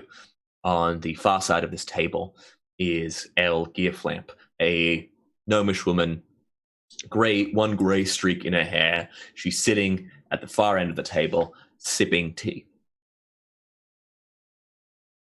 Oh, you've arrived! It's so lovely to have you. You all alright? I'm good, sweetie. I'm beautiful. I'm fabulous. Are you one of those little robot things? Like, can you pull your face a little bit? Pull your face. I'm not gonna pull my face. Just a little. No, that's all right. I'm all right. But you feel free to have some tea. She Pull out pours a crossbow and a biscuit. She pours tea. There is biscuits in the middle of the table. Feel free. Oh, no. Kalia reaches forward and grabs a cup of tea and just holds it like this. She's like, doesn't drink it, but she's just holding it. She's like, Sam, thank you, sweetie. Sam, you approach. Can you roll a wild magic surge for me? Thank you very much, Healed by Wounds, by the way, for the donation. Very much I literally appreciated. thought your name was Sam. I'm so sorry. Oh, you're frozen. Oh, I just thought you were very serious this entire time. Yeah, there's so stoic. Yeah, so stoic. I will roll in their stead if they do. If there we go. I was very impressed for a second, but it turned out you had been that still. If you want to roll a wild magic surge for us, there's been a lovely donation by Healed by Wounds. Yes, thank you, Andy. Did you hear everything that was going on? I don't need to, because it's going to end badly for all of us. So as she was handing out the tea, Sam was going to pull out a goldfish in a plastic bag. Yes, but giving time. So, secretly, it was a magical piranha. Right, let's see. D100. Yeah, give us a D100. Roll. Come on, 1. 81. 81. Then I don't know what that is. You see, like, you take this this goldfish out, and you look in its eyes, and the look it gives you fills you with arcane energy. You put it down, and suddenly time slows around you to a standstill. Time fish. It was the very rare time fish. Not to be confused with its cousin, the time fish, but spelled THYME. Oh yeah. Oh, no. You can take an additional action. So as everything like kind of like sits to a standstill, you can do something. So El Gearflamp is at the other side of the circular room. Oh, there's another. Is it another? That's another one. Choice for timing and person affected, also evening out amount because that's fair. Wild magic. Okay, so we'll take your turn and then we'll sort out the other wild magic research. Thank you so much, Dragon's Fire.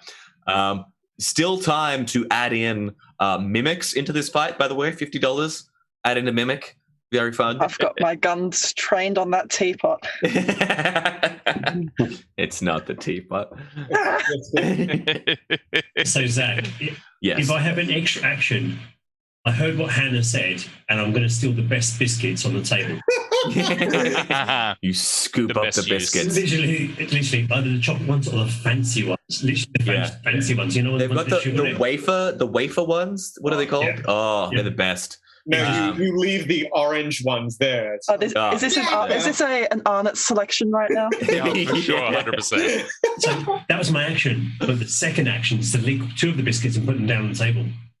And then you stand back as time rights itself, and you see her pick up a biscuit and bite into the ones that you licked, and you're like, They're quite good.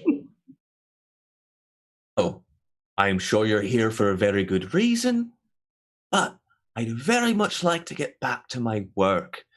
So, And what's your work? contributing to the glory of the Empire. Yes? You're rich, I guess? Enough to put mines in the back of your bloody forest train. My inventions have added significantly to my personal wealth, you could say. They've added significantly to my stress. What are you working on at the moment, sweetie? You got anything on the? Who took all the Monte Carlos? Well, No, that's never mind. I shouldn't say, but Kaboom! You notice on the side of the walls there is blueprints. They seem in the early stages, but they are definitively firearms, which no one else in the material plane, you're fairly certain, has any access to. Are they like my firearms, or are they more sophisticated?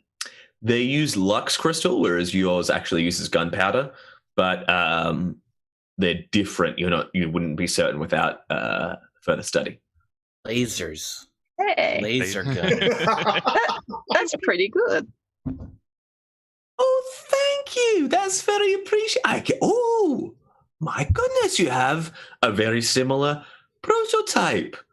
Seems like awfully backwards, but my design should clear up your own. Well, if you have Takes any a long tips, sip. if you have any tips, I would love to learn from you. Oh, I would have so many tips for you. You seem a little behind the 8 ball, as we say. She takes another long sip and makes eye contact with you as she does. Excuse me, I have a wisdom 15. That's so lovely for you. That's so nice. Bless your heart. With your 15 wisdom. And Now, I try if you and, could all get the fuck off my train, it'd be very appreciated. I come up and take a biscuit, but as I do, can I sleight of hand to put one of the Lux crystals under the table? Yes, please do so. I'll let everyone do, as long as you're not making an outrightly attack. Yeah. I'll let you do something. Yep. So make a. Although if you do fail, you might cause this situation. I still haven't used the advantage which from before. I was saving that. I'm going to use it for this. I believe there's still a wild magic we reconcile as well. And as thank you for mentioning. I was going to add it in as you. The first roll was a 1, so we're not taking that one, but I will take the 16 plus 3, so 19. 19. So, I'll let you choose, Kaboom, whether the wild magic surge, as you plant this crystal, which is unstable at the best of times, whether the wild magic surge affects you or it affects Elgier Flamp. Your choice. Ooh. Go big. Let your anger affect you. What if she gets the power to glow? Yeah. Right. Oboe, roll a D100 for me, please, if you would. He's going saying. Do not turn me into a pot plant or a sheep, please. Viable. Oh, I got a 12. Oh, is that? Oh no. Roll a D10 for me, Kaboom. Ooh. Okay. 6. 6. As you plant this very surreptitiously under the table, grab a biscuit, you grow by 6 inches. Half a foot, mind you. Elgier Flamp looks at you very suspiciously and then Am I taller than her now? Yeah, oh yeah. I'm going to straighten my back a bit and look down at her. Anyway, well, it's been lovely to have you trespassers on my train. Now, if you would kindly... Please, can I at least have my cup of tea first? Sure. Drink your tea. She looks down at the tea. Make an insight check for me.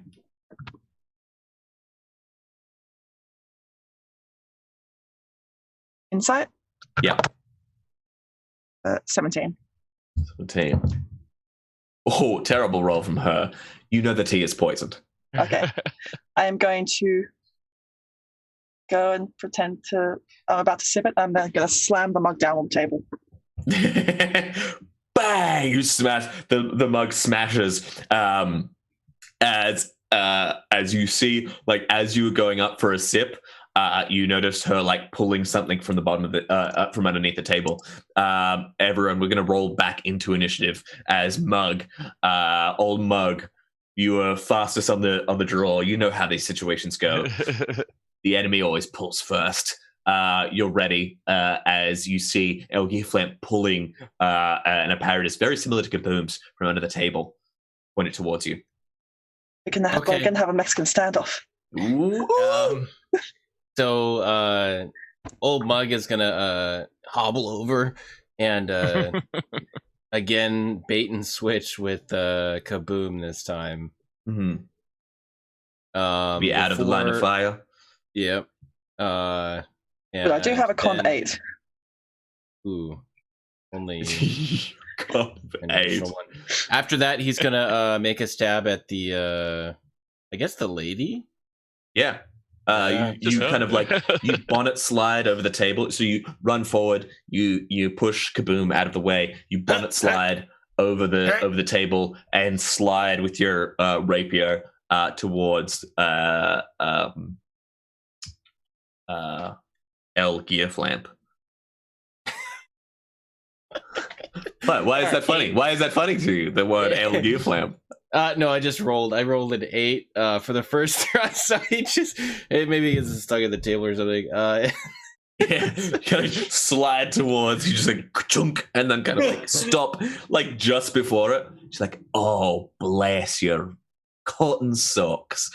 Sam, it is your turn. Oh, you're gonna get a second attack, yeah. Yeah, 12. So, bro. Don't forget you're being inspired by me, sweetie. Oh yeah. What's that? A D8? It's been still within 10 minutes of that, right? Yeah. Like in game. A 19. 19. That you pull out. You hear the "You're doing great, sweetie" from Goliath as your blade finds its home and you strike. You kind of pin her shoulder to her chair as she like reels backwards. Roll for damage. 9 damage. 9 points of damage. Wonderful. She reels back. You kind of like, with the momentum you carried across the table, you send her like sprawling backwards in a chair. You see her like, she like reels up and stands up and centers her pistol on you, but it is Sam's go. What are you doing, Samira? Okay, so Sam's first option, which was to take glitter dust off Tea Leaf and stick it over to see if it can become a disco ball, is now out because she used bad language. So that's gone. So option number 6, which is terrible as well, is Sam reaches inside his shell, pulls out a net, springs and throws the net on her. Oh, wonderful. I have no idea why I picked a net, but I'm going to use you charge up to her, you throw the net on her. net. Make an attack roll with the net. To be real with you, don't know any rules about how the net works. Well, it was a 14 to hit if it hits. 14 to hit if it hits. That does not hit. So yeah. I'm going to use my advantage because I'm a large child and and I don't really care about the rest of this adventure. Okay. And that, in D&D Beyond, is a natural 20. That'll do. I'm not sure if you can crit with a net. Does it do any damage? I think it just... No. So all it does is restrain the creature. So if it's a large or small creature, a hit by net, it is restrained until freed. The net has no creature. A DC strength 10 check can bust itself free, or they can cut it for 5 points of damage. So basically, she's just literally entangled So Okay. Sam's going to cackle, throw net, and then kind of just do the flourish. Yeah. Where are you standing, by the way? So there's the room. There's the big table in the middle of the room.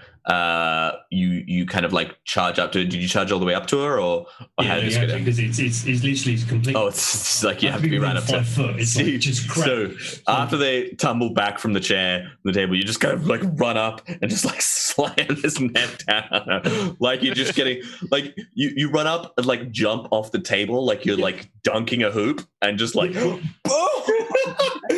It's like a tea table, just whack. Boom. And like look at the group, Absolutely. and then I use disengage because I'm a rogue. Yeah, back up and you do this. Yeah. Belgrave Lamp is restrained now. Kaboom! It is. Oh no, sorry, it is El Gearflamp's turn. And she's restrained. Struggles with the net. She takes a shot at disadvantage at Kaboom, her rival gunslinger. Oh. Although, I will say, Mug, you definitely used your bait and switch to kind of like get in the way. So the shot will go towards you at disadvantage. 2 bad rolls. That is a 12 to hit. Oh. She kind of like in the net. She kind of like points the pistol towards you. You don't obviously dodge the shot, but you step aside as you can see her pistol finger kind of like squeeze down in the trigger. Oh, you move aside. The shot smashes through the glass. Wind starts howling through the window. She uses her bonus action. You see to Misty Step. Mist kind of like surrounds her and the net and then disappears.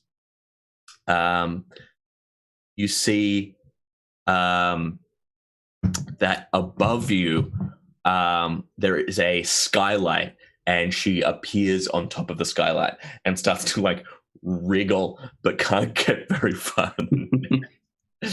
Kaboom, it is your turn. So they said that they wanted her alive for her inventions. Yes. Taking her alive would be great. Taking her inventions would also be great. I'm taking those blueprints. Ooh, wonderful. You snatch them off the wall. I can say that's like just a object interaction, but you have her inventions. Partially, those will improve maybe part of your... You definitely have advantages over her in your designs, but she has certain ways of delivering that you could improve on. And I have her crystals now. Absolutely. I am going to line up a shot at this skylight. Oh, yeah. Absolutely. And we will go... Let's go with a shotgun this time. It does the same, but flavor. You pull out the short barrel. Is it like a short barrel, like sawn off kind of deal? Yeah. Yeah, hell yeah. All right. All right, and so I'm going to shoot at her direction through the skylight. Oh yeah. Oh, that's pretty good. So 13 plus 8. Well, yeah, definitely Will hits. hit. And I'm going to extend another grit to do a forceful shot. Oh, absolutely. Oh my god. Gonna send her sky high. So she'll have to succeed on strength 14. Yeah, she will. So I've got a Fails. fails, and Yeah. she'll have to take 7, 5, 3. How high does she go? 15 feet. Roll another d6 of damage because you basically bounced her up and then onto the top of the carriage again. So you kind of like reached out, boom, and you put a little bit of extra powder in it. You know your gun can take the extra heat. You slam the barrel close and you blast up, the glass shattering. You see Elkia flipping end over end up and then hitting further up higher in the carriage on top of the roof. So how much damage is that total? 19 total. 19. That's incredible. I won't hesitate, bitch.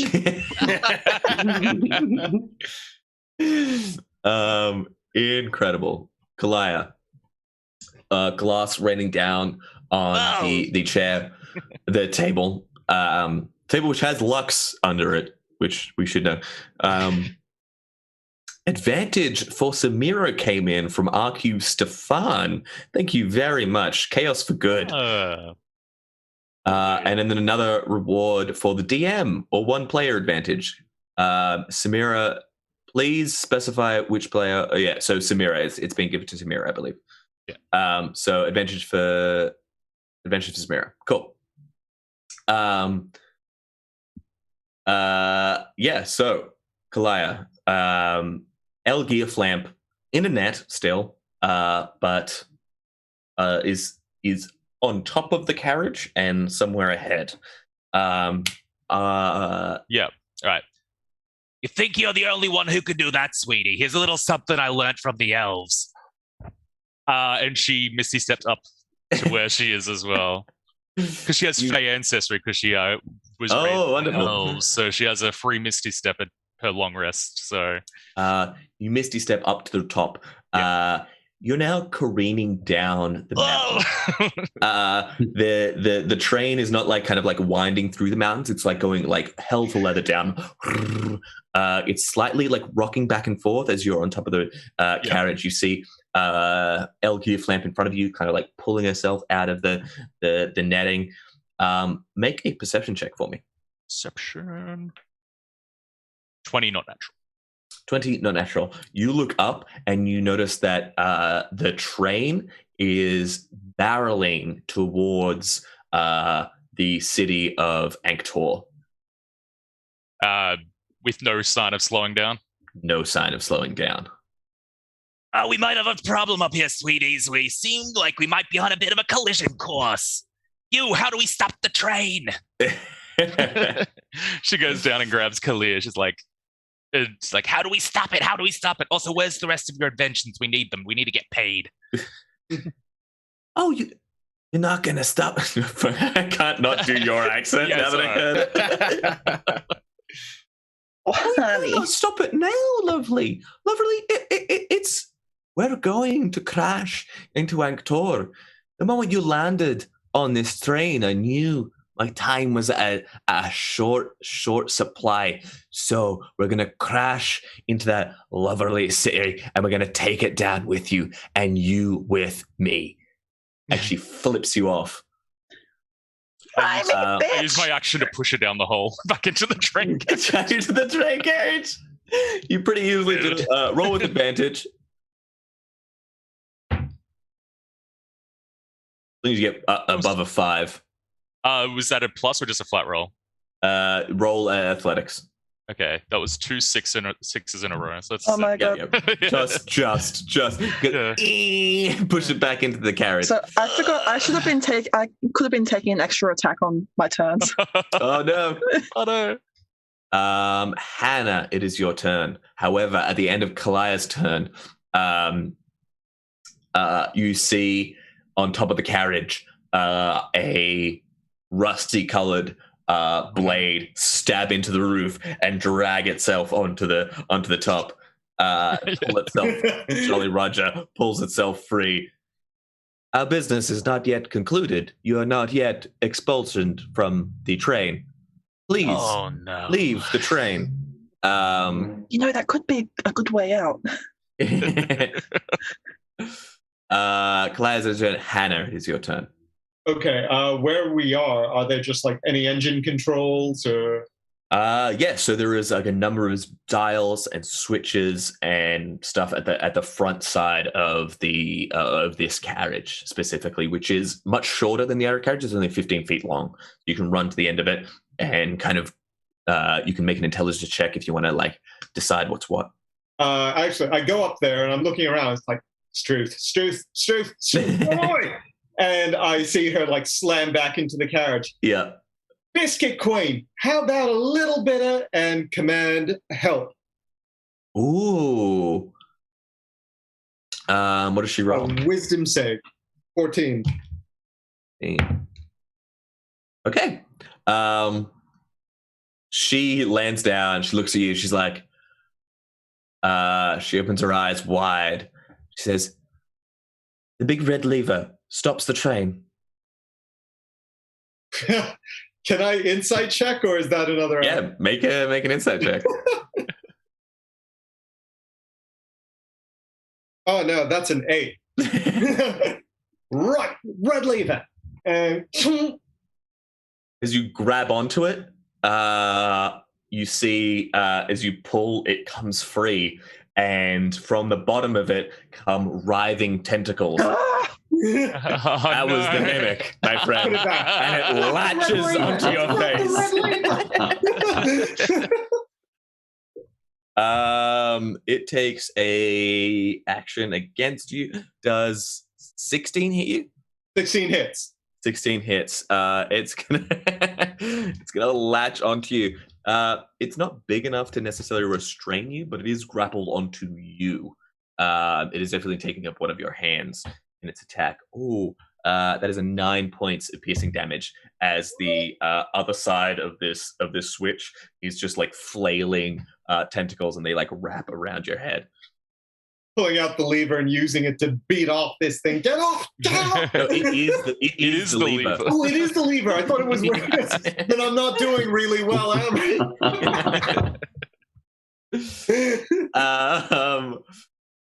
Hitting yourself. Stop hitting yourself. It is the Jolly Roger's turn. Kalaya, it just like you see like pistons kind of like steam kind of like shoots from it as it like kind of scratches down and leaps over the skylight and trackles you. It's going to make a slam attack to try and push you away. Ooh, 18 on the die for a 26. I assume hits. Yes, yeah, the 26 will hit my 14 AC. Yeah. You're like, actually, no. Actually. So you have a +3 plate armor, along with. It is going to do a. Where is my D8? Little buggers. For 7 points of bludgeoning damage, and you are pushed 15 feet back. Off the train. I need you. Well. I need you to make a strength saving throw. Strength saving throw. That's a 5. It's a 5. A strong 5 or how would you rate the 5? +0. Yeah, so 5 plus 0s. You get 5 is standing on its own. She's an old woman. She's true. She's not the strongest. You get it leaps forward, strikes you, go reeling back, and you get knocked off the train, and only just barely grab with your fingertips. With your cane. You're on the front of the train. You're kind of like Hannah, where you're looking out at from the console. You're kind of like have these like this mimic tentacles like wrapping around you. You look up through the carrier's window. You see Kalaya on the skirts flying around. That's not good. The Jolly Roger drops into the carriage, whips out its blade, and it is now Obo's turn.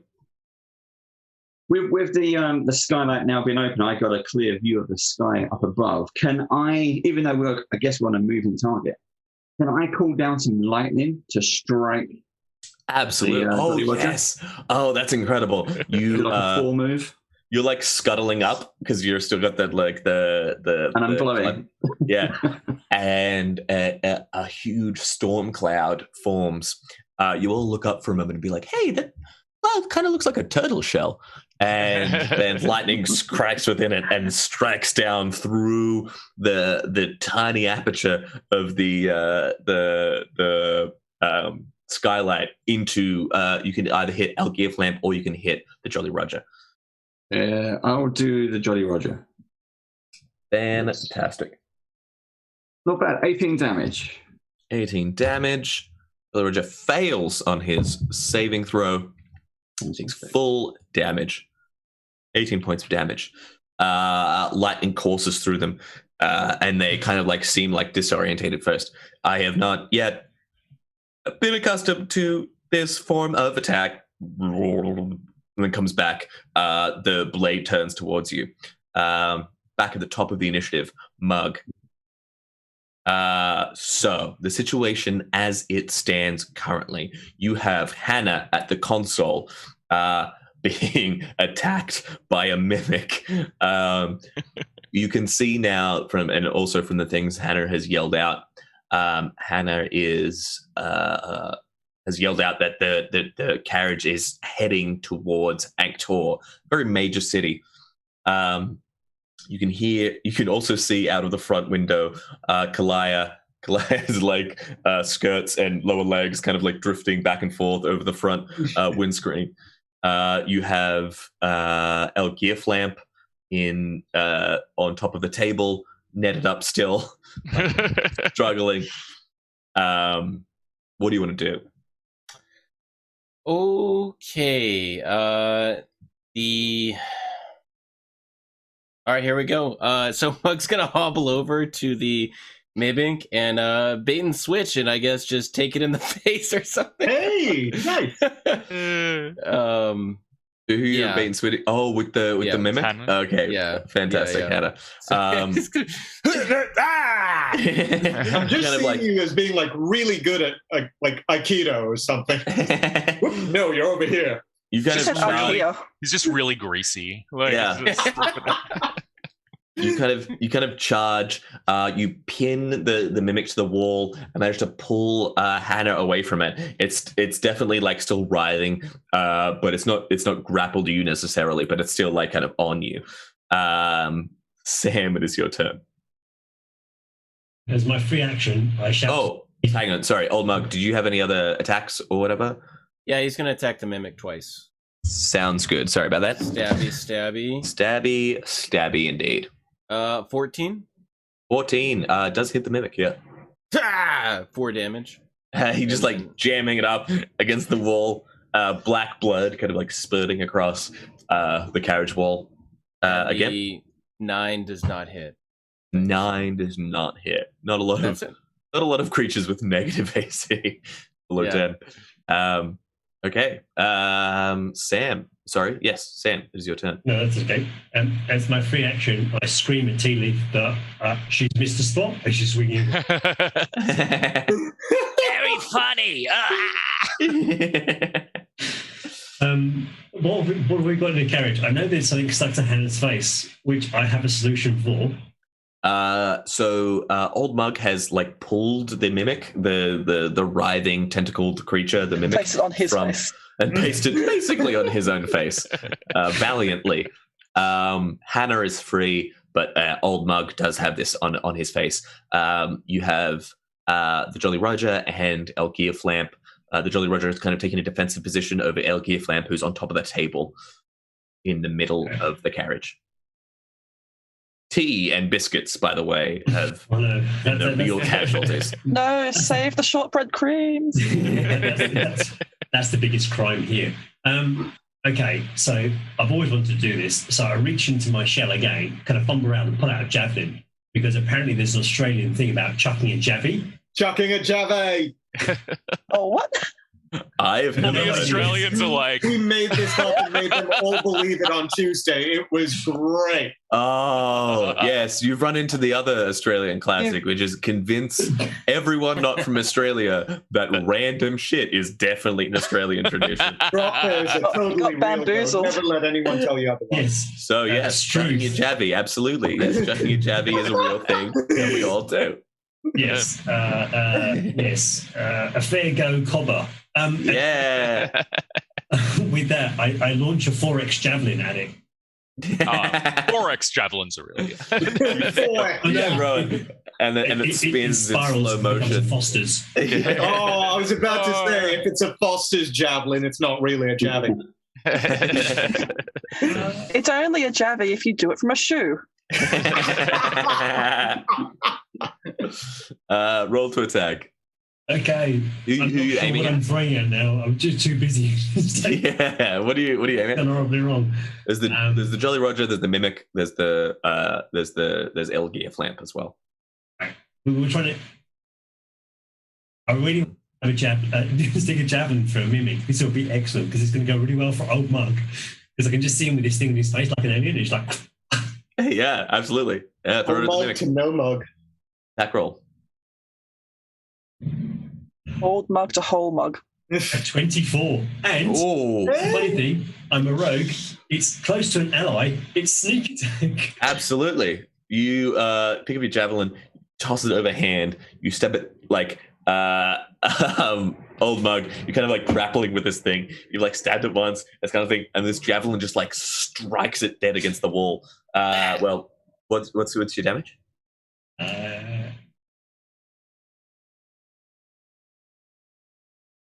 A lot. That's A lot. 16. That's 16. That's 16 to start with. Plus, that's 22 points of damage from. Oh, as it lands against the mimic, pinning it to the wall. You see the tentacles. It loses its switch shape. Any form it once had kind of like falls dead and like goes limp against the wall as the javvy stops vibrating. That's canon now. You realize that, don't you? I do. Yeah, that's what I gotta say. El Gearflamp. Does she have to use an action to tear free of the net? Yeah, DC 10 strength to get out of the net. It's an action. Instead of that, she is going to. You see her like clap her hands together, and she's going to cast Thunder Wave. It's going to hit everyone in the immediate vicinity of the table. So anyone who hasn't moved already. Prince near the table. So Kaboom. I think you were because you like hadn't moved since you shot up. It's not Carlia who's at the front. Nope. Very deliberately not Old Mug, and not Hannah who is up the front as well. So Sam and Obo for you two. Make Constitution saving throws for me. This is my fighter. I actually have a plus to that, which is nice. Another one not good. 6. 16. 10. So, Kaboom, you take 6 points of damage. The other two, you take 12 points of thunder damage. As you also get launched back 10 feet. If I save, I don't. Yes, you correct. What are you raising your hand for, Sam? Because I uncanny dodge, so I pick up all the biscuits in a tray and take half damage. Fantastic. Both of you, however, are knocked backwards. Make a luck check for me to see how well we do. Whether you get launched at a window or just launched at a wall. The window to the wall. To the window. Also, Hannah, next time you roll, you will be rolling with advantage. Yes. Thank you to Heal by Wounds.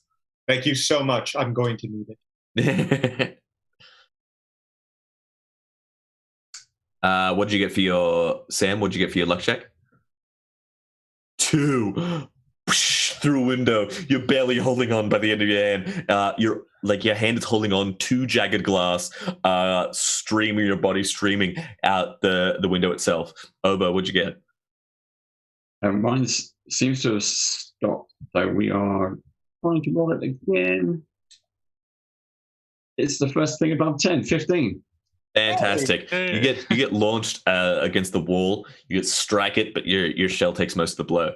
Okay, that is the where were we? I said L. You said L. Yeah. The mimic is dead. Kaboom! It is your turn. So Kaboom, you're in the center of the room. You see Sam is like holding on. You see blood trailing out of their turtle fingers. And you like out of the carriage, wind blowing in. There is Jolly Roger standing there in a defensive position around El Gearflamp, who's on top of the table. At the front of the carriage, there is Old Mug as well as Hannah up near the kind of console. You also see the skirts and legs trailing of Kalaya. Okay. I'm going to be taking a really long turn. Moving towards the front of the carriage. As I get towards the front, turn around with the shotgun, one attack L. I will say you did specifically position the Lux crystal underneath the table, which El Gearflamp is now on, as well as the Jolly Roger is in a defensive position around her. Who else is near the table? No one now? Because everyone else got blasted away due to El Gearflamp's spell. Pretty good timing. Okay, I'll still shoot my first shot at her. Yep. Okay, that one is only going to be a 10, so I'm assuming it doesn't hit. Yeah. Although roll with advantage because she's restrained. Okay. Still in the net. Still in the net. 13? 13, or it doesn't hit, no. Okay, so using that as a distraction, shotgun doesn't go off, pulls out the pistol, second attack at the crystal. You take the shot. The Jolly Roger kind of like stands in, blocks some of the shots. You take the pistol to like dead aim, and then what are you going to shoot at? The crystal. So you dead aim, and Jolly Roger kind of like stands in front, trying to like see where you drop, Just and then you shooting up and lowering, and then you like drop back to your back, so you get a proper angle underneath the shot because now you're too tall. And take a shot. I have to change my designs. AC 10. Okay, that is a 19. Absolutely hits the and you see this explosion rip through the carriage. It takes out some of the flooring as well as blasts through the roof. This is the last you ever see of El Gearflamp and the Jolly Roger. Looks like El Gearflamp's blasting off again. Roll 3d12 damage for me, please. Okay. I should get my d12s out. She could still be alive. She might. 8 plus 6 plus 12. Oh my god! A disgusting amount of damage as El Gearflamp and the Jolly Roger get blown up out of the carriage. It's the last you probably will ever see of them. And now I am going to, just look up, and then I'm going to run to. I'm going to use my action surge to get an additional action. Yes. And run to the controls. Yep. So with your movement, you could easily have gotten to the controls, and with your extra action, you can, if you want to try and make an intelligence check to see if you can do anything about this. Proficient with land vehicles. Proficient with land vehicles. They told me it was useless. So make an intelligence check and then add your proficiency. I meet Boomsy going in the opposite direction as I'm rushing towards the window. Don't touch the red lever. Yeah. Stay away from the red levers. Just get a thumbs up. What's my proficiency? It'd be 4 at level 5. At level 5, wouldn't it? 3. Oh, 3. Oh, yeah. In that case, 18. 18. You managed to get a rudimentary knowledge of where the various controls are. You managed to kind of basically work out what not to press. It's going to take 3 successes to pull back and redirect the train as it's careening down towards Anktor. Fantastic. Next up, we have Kalaya. You are still swinging. And you've seen a twinkle in the sky. I've seen the glass blow out around me as people fly through the window. And explosions. It's just been chaos. Good view though. But Kalaya's just there. She's like, "Oh right, the elves trick." Blunk. And she Misty steps back into the oh, fantastic. Which I like read. I'm like, oh, I can use it just as a normal spell by spending a spell slot as well, which is great. So she goes there. She's like, All right. Maybe Kaboom. Oh, darling, you're doing so good. You're doing so well. You're doing great. And then she gives you a bardic inspiration for your next attempt at stopping the train, or to use however you like. There's no one else left to explode. You sound so sad. I am. Hannah, it is your turn again. I will be clear. So at the you'll have the next round to try and make these checks to try and control the train. However, if you make 3 failed checks, something bad will happen. If you make 3 successful, you'll gain control of the train somewhat. So, Hannah, it is your turn. Okay, rushing past Kaboom. Can I reach the window where Samira is hanging on? Yes, you can, absolutely. Okay. Can everyone stay in the bloody train? I grab his hand and I try and pull him in using that advantage with Heal by Wounds. Thank you so much. Thank you very much. There's no way I could have done this on my own. Yeah, make an athletics check with advantage. Okay. First one's at 13. Second one's at 13. 13 will do it. You managed to drag him out with Sam also clambering in. You managed to all kind of like fall in a heap inside. Right. Glad you're alive. Pointing towards the engine where Kaboom is. Now, make with the mastermind. Oh my god! Hey! I think aren't we? Oh no! At the goal. We hit the largest donation for tonight by NBC DM with the donut comment. The train crashes into a sheep. So no lasting. I think let's make some really quick checks to see what happens. Whether you crash into the city or whether you crash into an outlying paddock.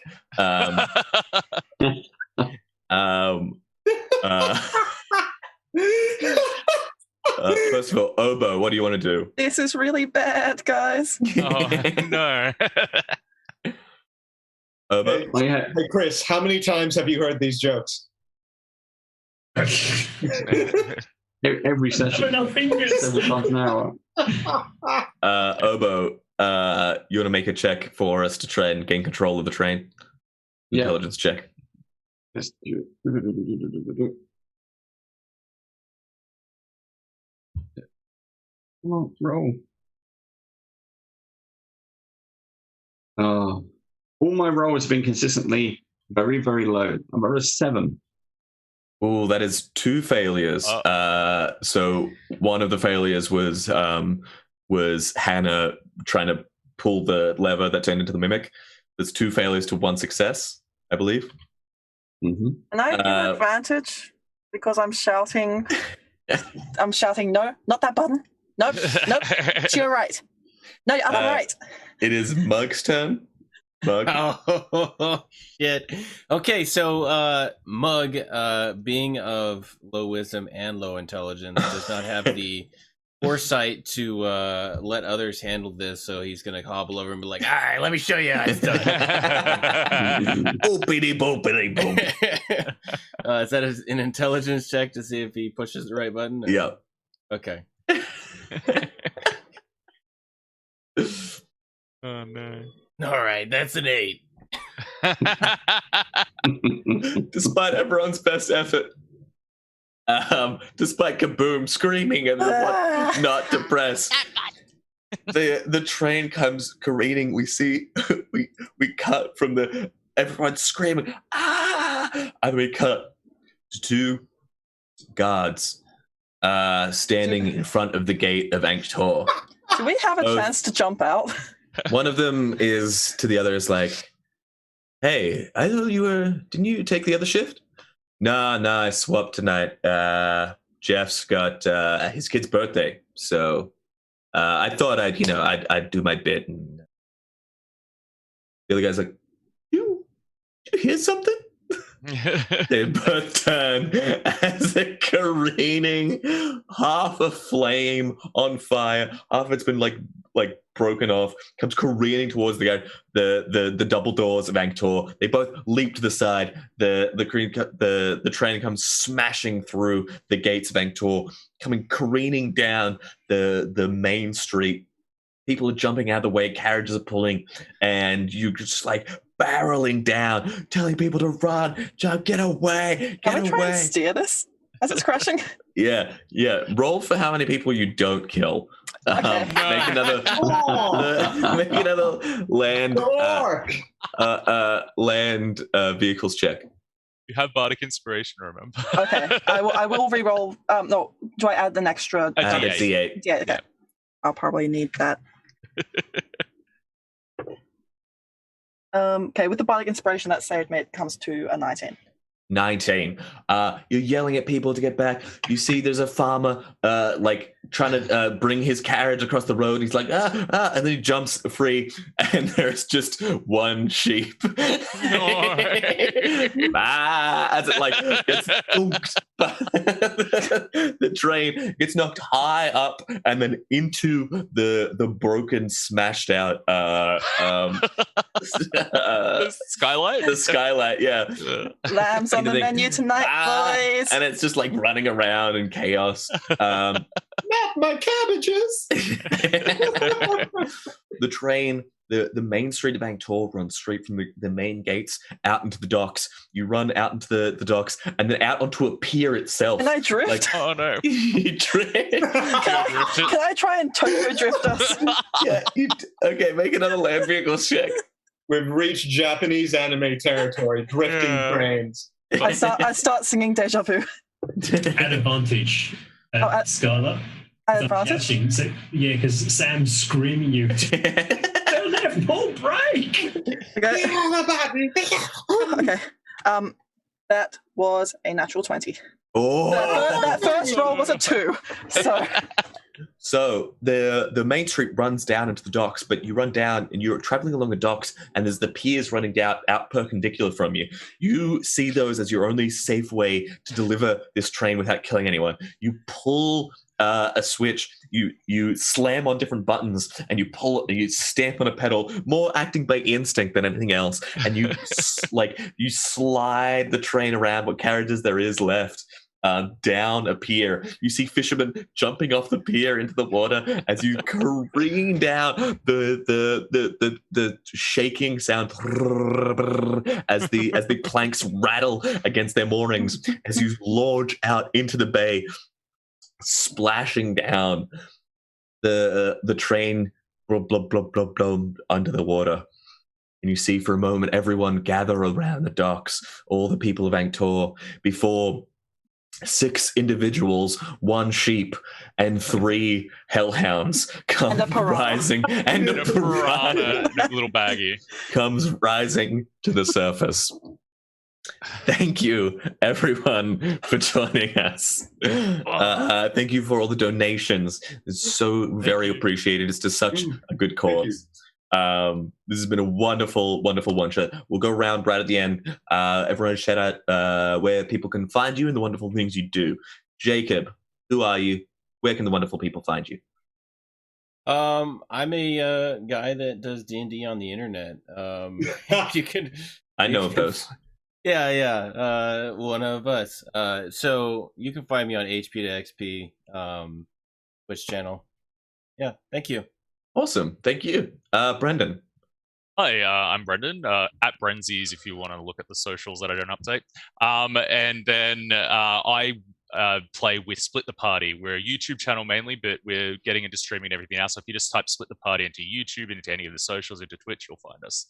Awesome. And just last note, Kalia was never taught to swim by the elves. Drowned at sea. Atoll. Look, I'm just a guy who likes playing D&D, and I'm just happy to be here. But we're happy to have you. Talk to me about chucking a Javi. Hit me up on at A2L. Fantastic.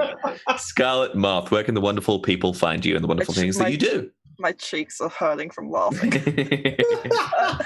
I am Scarlet Moth. You can find me on Twitter at @thatscarletmoth or most other platforms just at Scarlet Moth. I am an artist, cosplayer, D&D lover, tiefling aficionado. I will have some very exciting news to share on Monday, so if you're following me, you'll be able to see that. But for now, you can enjoy my various artistic endeavors and shitposting. Wonderful. Chris, where can the wonderful people find you? No, I'm just really confused. I thought this was a Zoom call about work, and I've just been sitting the last 3 hours wondering what the freak trying to adapt to what the fuck is happening. It's like that. Why am I rolling dice? I don't understand. Surely we should be fixing something. I just want to say thanks to the folks at Meeples, all these wonderful players, Zach for I don't know what this was or what happened. Amazing at what it was. At the end of it. And I want to thank Zach especially for chucking in Javi and then making that attempts. Everybody that's in chat, you've been absolute superstars. This is a brilliant thing. When we just smash the second one. We got the second one. Yeah, we did. $4,000 been raised so far, so that's absolutely brilliant. There's another game tomorrow, which I might be in. There's another one on Saturday, which I might be in. And after ever, because I will never do this again. Well, how much money did you spend for a very good cause? I didn't. I stolen other people's money off the internet using their credit card business. Oh, wow, that's interesting. You know? What I meant to say was, allegedly. No, just thank you. And thank you for our mods and for our roleplay for just putting up the shenanigans. Clint, you've been a star. Yeah, wonderful. Thank you. Dave, where can the wonderful people find you? Band of Badgers. So Band of Badgers, we are a role-playing social club over in the UK. So if you're here and you want to play back to the table when we're allowed back at our tables, some point soon is coming. But if not, you can find us on Twitch and YouTube. We play with all kinds of various people all around the world. In fact, we actually have Zach booked in sometime in June to come and play. So we help writers, artists, designers, creators all over the world come on, play games, hang out. We do live Q&A. All our stuff is live. So yeah, just do it. We play all kinds of games from all kinds of publishers. So find us Twitch or YouTube /Band of Badgers. Wonderful. I've been Zach. I have been your DM. I hope to do so in the future again. You can find me, I Speak Giant is a podcast that I do. You can find it wherever good podcasts are sold. I also doing some live streaming at twitch.tv/TheBoundlessGlory. I'll maybe be updating that name in the near future, but you can find it on my Twitter channel, which is my name, Zach Naum. This has been such a fucking delight. Thank you all for joining me. Thank you all for being... Jacob? Did we do Jacob? Yeah, we did do Jacob. Oh, did we start? Sorry, I was just like, I was like, oh god, there's 6 people there. Yeah, don't worry. No. Thank you all for joining. Thank you all for watching. And we have a winner for the raffle. Thank you very much. The winner is Crossscore. Very valiant name and a valiant winner. What are they winning? Congratulations. Congratulations, first of all. Winning. You won our thanks. I think it was the Ravenloft bundle as well as the Heroes Feast cookbook. Oh, fantastic. Oh, cool. I'm jealous. The Heroes Feast, the winning the Heroes Feast. Really good. That is incredible. Crossscore, that is awesome. Thank you so much for your donation. Thank you for being involved. Thank you to Jaspers for running this whole thing. I've done a little bit of this kind of level of event making, and it is like blood, sweat, and tears from the people who volunteer. So thank you so much, everyone who put in that time and effort. Is really, really appreciated you doing a good cause. Thank you to everyone who donated. Yes, thank you to everyone who donated. It is a wild time in the world lately, and so it is very appreciated what you can spare. It's going to a very, very good cause. Thank you so much. But now, I believe we're the last one of the day, but more D&D is on the way tomorrow and the next day. Can we pan out across the ocean to see Elle and Jolly Roger having landed there?